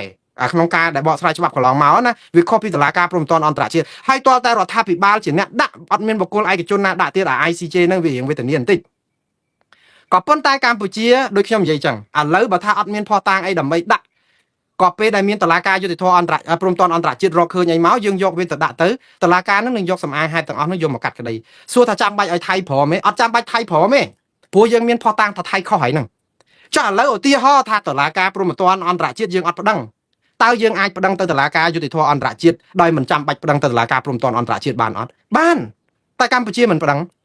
គឺបានដោយសារអីមានមាត្រាមួយនៅក្នុងលក្ខន្តិកៈក្រុងរ៉ូមរបស់តុលាការយុត្តិធម៌អន្តរជាតិ ICJ នេះចែងថាបើទោះបីភាគីថៃមិនយល់ស្របនៅក្នុងការឡើងក្តីទៅតុលាការក៏ដោយក៏រដ្ឋាភិបាលកម្ពុជាមានសិទ្ធិស្របច្បាប់នៅក្នុងការប្តឹងឲ្យតុលាការយុត្តិធម៌អន្តរជាតិ ICJ នេះសាលរើសំណុំរឿងឬសាលរើបកស្រាយពន្យល់សាលដីការបស់ខ្លួនរឿងប្រាសាទព្រះវិហារពីរលើកនឹងម្ដងទៀតដើម្បីបកស្រាយផែនទីដែលប្រើហ្នឹងតើផែនទីខ្នាត1 លើ 200,000ហ្នឹងវាគ្របដណ្ដប់ដល់ប្រាសាទតាមាន់តូចតាមាន់ធំប្រាសាទតាកបីឬក៏តំបន់មុំ3នឹងដែរឬយ៉ាងណ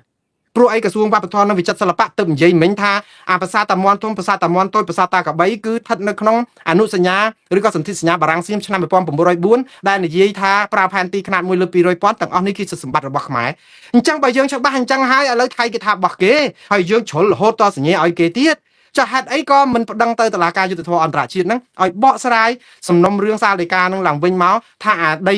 ផែនទីខ្នាត1លើ200,000ហ្នឹងគ្របដណ្ដប់ដល់ប្រាសាទតាកបីប្រាសាទតាមាន់ធំប្រាសាទតាមាន់តូចដែរឬយ៉ាងណាបើតុលាការអន្តរជាតិនេះគេថា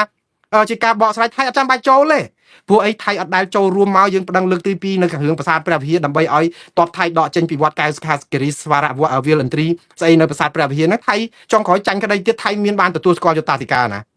បកស្រាយបានហេតុអីក៏យើងមិនប្តឹងអញ្ចឹងសរុបសេចក្តីមកខ្ញុំពន្យល់ខ្លឹមសារត្រឹមប៉ុណ្ណេះរដ្ឋាភិបាលកម្ពុជាធ្វើកន្លងមកមិនមែនខុសឆ្គងទេនៅក្នុងការតវ៉ាត្រឹមត្រូវប៉ុន្តែយើងមិនអាចឈ្នះថៃបានទេនៅពេលដែលយើងចាញ់គេ2ដងទី1គឺយើងចាញ់នៅពេលដែលយើងចុះហត្ថលេខាឲ្យអ្នកណានឹងណានឹងហ្នឹងហើយអាហ្នឹងយន្តការទី1ទី2គឺចរចាទ្វេភាគីចរចាមិនឈ្នះថៃទេព្រោះថៃកំពុងតែចង់លុប MOU 2000នឹងទៀតលុបអាយន្តការ JBC នឹងទៀតដូច្នេះយើងនឹងអូសបន្លាយពេលវេលានឹងមិនដឹងប្រហែល10ឆ្នាំទៅមុខទៀតហើយថៃចេះតែសង់ធ្វើពិធីសែនព្រេនហេដ្ឋារចនាសម្ព័ន្ធរហូតនៅក្នុងអាកន្លែងដែលថៃវាដណ្ដើមបានហ្នឹងដូច្នេះយើងកាន់តែខកពេលខើចពេលហើយអត់មានសង្ឃឹមទេដូច្នេះអញ្ចឹងហើយបានជាខ្ញុំប្រាប់ថារឿងមានតែមួយយ៉ាងទេតវ៉ាក៏តវ៉ាទៀតទៅអត់អីទេហើយតវ៉ារឿងកោះគុតផងកុំឲ្យថ្លោះសិទ្ធតែក្នុងពេលជាមួយគ្នាហ្នឹងគឺត្រូវប្តឹងទៅតុលាការយុត្តិធម៌អន្តរជាតិនិងព្រហ្មទណ្ឌអន្តរជាតិហើយអត់ត្រូវការអោបជើងថៃអីទេហើយកុំចាំបាច់និយាយវែងឆ្ងាយអីរឿងថៃគេទៅមិនទៅអីបានហើយអត់មានរវល់អីរឿងថៃទៅមិនទៅទេយើងបាល់នៅលើជើងរបស់យើងជាជនរងគ្រោះហេតុអីបានទៀតទៅសុំវល់ចោលដើម្បីប្តឹងចោលស៊ូខ្លួនឯងបងប្អូនស៊ូខ្លួនឯងហើយបើរដ្ឋាភិបាលកម្ពុជានៅតែធ្វើនយោបាយបែបហ្នឹងទៀតខ្ញុំថានេះគឺជានយោបាយប្រជាពិធដ្ឋស្អំចិត្តលួងចិត្តប្រជាពលរដ្ឋឲ្យនៅជឿថាដីហ្នឹងនឹងបានគេកុំអាលរហរឿងរដ្ឋាភិបាលកុំអាលបោះឆ្នោតទម្លាក់រដ្ឋាភិបាលអីកុំអាលបោះឆ្នោតទម្លាក់រដ្ឋគណៈបកប្រជាជនកម្ពុជាអីព្រោះអីយើងនៅសង្ឃឹមសំបីតែ1%នៃឱកាសចរចាក៏យើងសង្ឃឹមថានឹងអាចនៅមានសង្ឃឹមបានដីមកវិញលោកហ៊ុនម៉ាណែតនិយាយចឹងតើបងប្អូននេះគឺជាការប្រាប់បងប្អូនថាកុំអាលអីកុំអាលបោះទម្លាក់អីព្រោះអីយើងនឹងបានវិញសំណួរសួរថាបាននៅឆ្នាំណាដោយរបៀបណាអត់ទេគឺដើម្បីទិញពេលវេលាឲ្យរដ្ឋាភិបាលនឹងប្រព្រឹត្តកំហុសឆ្គងដ៏ធំនៅក្នុងការដែលសញ្ញេកាត់ដីឲ្យគេហើយមិនដាក់លក្ខខណ្ឌថាប្រគល់ដីនឹងឲ្យយើងវិញនៅក្រៅចប់បាត់ឈប់បាញ់ហើយដល់ពេលជ្រុលខ្លួនខ្លាចប្រជាពលរដ្ឋររឿងចេះតែលួងចិត្តថាអត់អីទេចរចានឹងយកបានមកវិញយើងចំណុច2ដែលរដ្ឋាភិបាលបើរដ្ឋាភិបាលនៅប្រទេសណាក៏គេទម្លាក់ចោលយូរហើយតែយើងដោយសារងើបមួយវាយមួយប្រជាពលរដ្ឋបាក់ស្បាត់ខ្លាំងពេកអញ្ចឹងបានតែគេមិនហ៊ានក្រោបបះបោប៉ុន្តែមិនមែនបានន័យថារួចខ្លួនទេប្រជាពលរដ្ឋនៅតែចាំនៅក្នុងចិត្តទេរឿងដែលខុសពីធំហ្នឹងគឺទី1ទឹកដីអធិបតេយ្យរបស់យើងគឺប្រជាពលរដ្ឋគិតថាកម្ពុជាខ្សោយអត់អាចទប់ការពារដែនអធិបតេយ្យរបស់ខ្លួនបានបាត់ដីទៅគេអាហ្នឹងដោយប្រជាពលរដ្ឋគឺគិតថាឈឺចាប់គឺដោយសារដីបាត់ទៅគេទី2គឺបង្ហាញអំពីវិស័យការពារជាតិយើងខ្សោយមែនតើហើយប្រទេសណាក៏ដូចប្រទេសណាដែរនៅពេលដែលវិស័យការពារជាតិយើងខ្សោយមិនអាចទប់គេបានណាគឺរដ្ឋាភិបាលហ្នឹងគឺ24ម៉ោងលលាយខ្សោយហើយរដ្ឋាភិបាលកម្ពុជាសប្តាហ៍មានភ័ព្វវាសនាតែម្យ៉ាងគឺដោយសារតែគណៈបកកណ្ដាលអំណាចបានបង្ក្រាបប្រជាពលរដ្ឋឲ្យបាក់ស្បាតទេប៉ុន្តែរឿងនេះមិនមែនបានរួចខ្លួនទេបងប្អូនយើងមិនអាចដូចលោកបណ្ឌិតគិនភាថាយើងមិនអាចដកជាតិប្រៃពីអំបិលបានទេខ្ញុំសរសើរការបកកែរនឹកឃ្លានឹងយកមកនិយាយដែរយើងមិនអាចដកសារធាតុប្រៃពីអំបិលទេគាត់ចង់បដៅបណ្ឌិតទាំងអស់ថាបើជាបណ្ឌិតកុំឲ្យបាត់ជាតិប្រៃដូចយើងអំបិលអញ្ចឹងយើងរក្សាឧត្តមកតិមនសិការប៉ុន្តែបណ្ឌិតស្រុកខ្មែរហ្នឹងគឺជាបណ្ឌិតដើម្បីតែសង្ងំសុកអញ្ចឹងទាំងអស់ស្ទើរទាំងអស់ហើយនិយាយទៅគឺបញ្ញវន្តយើងសង្ងំសុកអញ្ចឹងហើយខ្ញុំមិនបន្ទោសបញ្ញវន្តបណ្ឌិតទាំងអស់ហ្នឹងឯងខ្ញុំបន្ទោសរបៀបដឹកនាំរដ្ឋដែលធ្វើឲ្យនិស្សិតបញ្ញវន្តនិងអ្នកចេះដឹងសង្ងំសុកព្រោះអាសាច់ជូនខ្លាដើម្បីនៅស្រុកបានណាហើយកំហុសឆ្គងធំបំផុតគឺយើងមិនអាចដកជាតិប្រៃពីអំបិលបាននេះគឺបានន័យថាយើងមិនអាចដកសច្ចធម៌ពីតថភាពដែលកើតឡើងនៅលើព្រំដែនថៃខ្មែរទេទី1រដ្ឋាភិបាលយើងគឺទុនខ្សោយមែនតើដឹកនាំប្រទេសធ្វើឲ្យកម្លាំងការពារជាតិរបស់យើងពេលដែលសត្រូវមកវាយគឺយើងត្រូវតែបាក់ទ័ពបាក់បបខ្លោចខ្លាចអស់លីងហើយទៅចាប់ផ្ដើមពង្រឹងសិទ្ធិសើកងវិរៈកងទ័ពដូចថាមួយថ្ងៃលើកទឹកចិត្តអូយដូចអីចឹងដូចថាបញ្ចោវាមិនមែនជាភាសាស្មោះត្រង់ទេព្រោះវិរៈកងទ័ពរបស់យើងខ្ញុំដឹងហើយគាត់ប្រកាយស្ម័គ្រស្មោះក៏តស៊ូដើម្បីជាតិអោបកំភ្លើងអ្នកខ្លះសុកចិត្តធៀបជូនម្ដាយណែស្អីជីវិតជូនជាតិធៀបជូនម្ដាយអាម៉េចនោះគឺគាត់បូជាអស់ហើយប៉ុន្តែគឺគាត់យកជីវិតទៅបថុយចោលហ្មងព្រោះដោយសារអីយើងអត់មានសពាវុធគ្រប់គ្រាន់ដើម្បីការពារគាត់អត់មាន drone ទំនើបអត់មានF16 អត់មានកំភ្លើង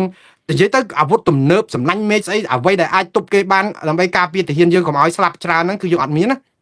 ដល់អញ្ចឹងអាភាពក្លាហានរបស់គាត់វីរៈក្លាហានរបស់គាត់ហ្នឹងគឺឡើងតែឲ្យគេបាញ់តែម្ដងអាហ្នឹងអាសូរមែនតើហើយខ្ញុំជឿថាវីរៈកងទ័ពរបស់យើងនឹងភាពក្លាហានប៉ុន្តែយើងអត់ទាន់ធ្វើដើម្បីសរសើរវីរៈកងទ័ពយើងហើយឲ្យយើងថាយើងស្មោះស្រឡាញ់កងទ័ពយើងមែនតើណាទី1អំពើពុករលួយក្នុងវិស័យទ័ពនេះគួរកាត់បន្ថយយូរហើយឲ្យទ័ពនឹងគ្នាមានលុយច្រើនកុំឲ្យមានតាហ៊ានខ្មោចហើយការទំនប់បំរុងទ័ពនឹងគឺត្រូវច្រើនយូរហើយមិនមែន250 300ទេប្រាក់ខែទ័ពនឹង1500ហ្នឹងព្រោះអ្នកដែលនៅម៉ាស៊ីនត្រជាក់អីដូចអុកញ៉ាមហាមន្ត្រីអីតំណាងរាស្ត្រអីនៅក្នុងរដ្ឋសភាណាប្រាក់ខែគួរអាទិត្យជាងតាហ៊ានមិនត្រូវព្រោះអស់លោកនៅតែម៉ាស៊ីនត្រជាក់ការ៉ាអូខេស្រីញីអូនបងគ្មានស្គាល់ការដេកនៅហាលសន្សើមគ្រាប់អោបកភ្លើងផឹកទឹកខួនដៃអីចឹងទេគឺមួយថ្ងៃជីវិតផុយដូចទឹកលើស្លឹកឈូកចឹងគួរតែបានប្រាក់លើសតំណាងរាស្ត្រយើងទៀតផងអាហ្នឹងបានយើងសរសើរវីរៈកងទ័ពបានទឹកផឹកកភ្លើងគ្រាប់បែកការយកចិត្តទុកដាក់ជីវិតក្រុមគ្រួសារតាហ៊ានអត់ឡាហេមឡាហាមពេលដែលឆ្លោះគ្នាជាមួយថៃផ្ទះកខិរខាពោះធំអត់មានអ្នកណាមើលទៅធ្វើតាហ៊ានអត់អ្នកណារលុយពុតគង់ជីវភាពបានមកអំពាវនាវឲ្យគេជួយធ្វើដែលបង់ថ្លៃជួលផ្ទះផងតាហ៊ានខ្លះហ្នឹងមកពេញមាត់ថ្មិញមានមួយអ្នកខ្លះហ្នឹងមកហ្នឹងគឺថាអត់ខ្វះនេះខ្វះនោះគ្រប់បែបយ៉ាងតែហ៊ានយើងយកចិត្តទុកដាក់គាត់ប៉ុណ្ណាដែលមកដល់សុទ្ធតែវីរៈកងទ័ពនេះខ្ញុំមិនសោកស្ដាយនឹងការហៅពួកគាត់បែបនេះប៉ុន្តែហៅចោះធ្វើផងបងប្អូនណាធ្វើផងកុំឲ្យមាត់ក្បត់ចិត្តណាទង្វើរបស់យើងគឺបើថាជាវីរៈកងទ័ពគឺលើកដំកើងក្រុមគ្រួសារម្ដងទៀតម៉ោងណាបើយើងថាពួកគាត់ជាវីរៈកងទ័ពតែហ៊ានដែលពាក់លីហ្នឹង1លានដុល្លារម្នាក់មកសពទៅហើយទៅគ្រួសារតាហ៊ានដែលពិការរបួសដោយសារសង្គ្រាមហ្នឹងណាមកគ្រួសារកន្លះលានទៅ$50,000ទៅបើវាក្រឲ្យក្រជាតិនឹងឲ្យណានៃហ្មងឲ្យបានតាហ៊ានយើងអាហ្នឹងមិនយើងថាគាត់ជាវីរៈកងទ័ពមិនមែនរកទឹកផឹកអត់បានហើយនិយាយពីស្អីស្បៀងអាហារយកទៅឲ្យកងទ័ពលើភ្នំលីឯងបាច់ញើសឡើងជោគឃ្លៀកអា drone មានក៏អត់ប្រើឬក៏មិនយកបច្ចេកវិទ្យាដល់ពេលសួរទៅលោកហ៊ុនម៉ាណែតគាត់បកស្រាយថាម៉េច drone ក៏យើងប្រើអត់បានទេខ្លាចគេចាប់អា GPS អីទីតាំងទ័ពយើងនៅណាបានអញ្ចឹងខាងថៃក៏គេធ្វើវេទនាអញ្ចឹងដែរគាត់និយាយឡើងស្រួលហ្នឹងហើយប្រហែលជាអា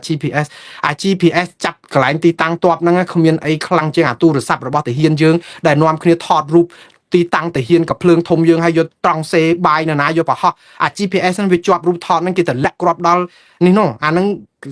ខ្លាំងជាងអា drone ហ្នឹងទៀតផងហ៎ drone ហ្នឹងអ្នកណាចាប់ GPS បាន drone ហ្នឹងលើកលែងតែគេចូល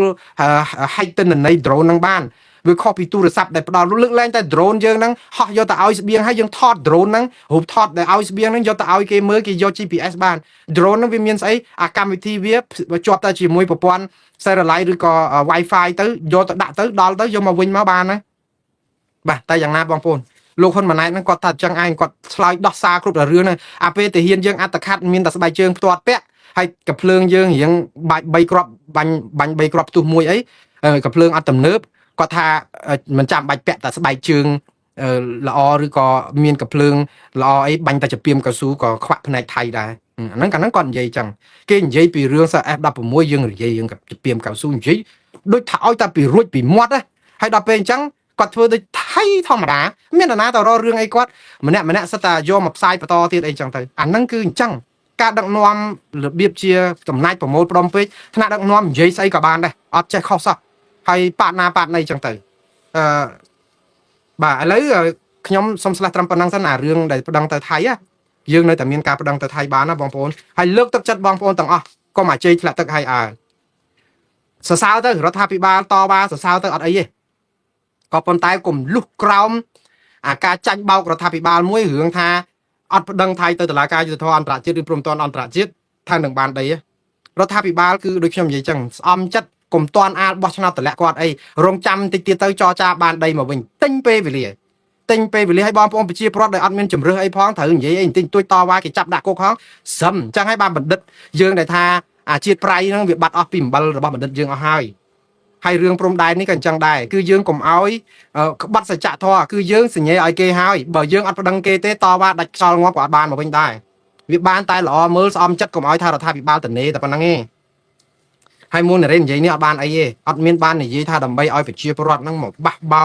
ទម្លាក់រដ្ឋាភិបាលឯអត់អាលីងខ្ញុំបាននិយាយម្ដងហើយម្ដងទៀតអត់ខ្វល់តកូលហ៊ុនតកូលសំតកូលកម្មតកូលរងតកូលសុកតកូលសតកូលទាតកូលថាច់ ឬតកូលស្អីទេកាន់ចោះប្រទេសកម្ពុជាសំខាន់ឲ្យតែប្រជាពលរដ្ឋមានសាមគ្គីជាតិការផ្សះផ្សាជាតិគំងើបមួយវាយមួយឲ្យមានប្រជាធិបតេយ្យមានសិទ្ធិមនុស្សត្រឹមត្រូវមានអង្គការសង្គមស៊ីវិលឯករាជ្យមានប្រព័ន្ធផ្សព្វផ្សាយឯករាជ្យប្រជាពលរដ្ឋបញ្ញវន្តនិស្សិតអាចចូលរួមបញ្ចេញមតិដោយមិនចាប់គេដាក់គុកដោយគ្រាន់តែនិយាយបញ្ចេញមតិហើយអញ្ចឹងអាហ្នឹងធ្វើទៅអ្នកណាធ្វើក៏បានដែរមូលនរិទ្ធរវល់ការងារនៅនេះហើយកុំខ្វល់មូលនរិទ្ធកុំភ័យខ្លាចមូលនរិទ្ធទៅធ្វើអីអត់ទេតលន់ណាងារឯកឧត្តមហ្នឹងខ្ញុំតលន់ណា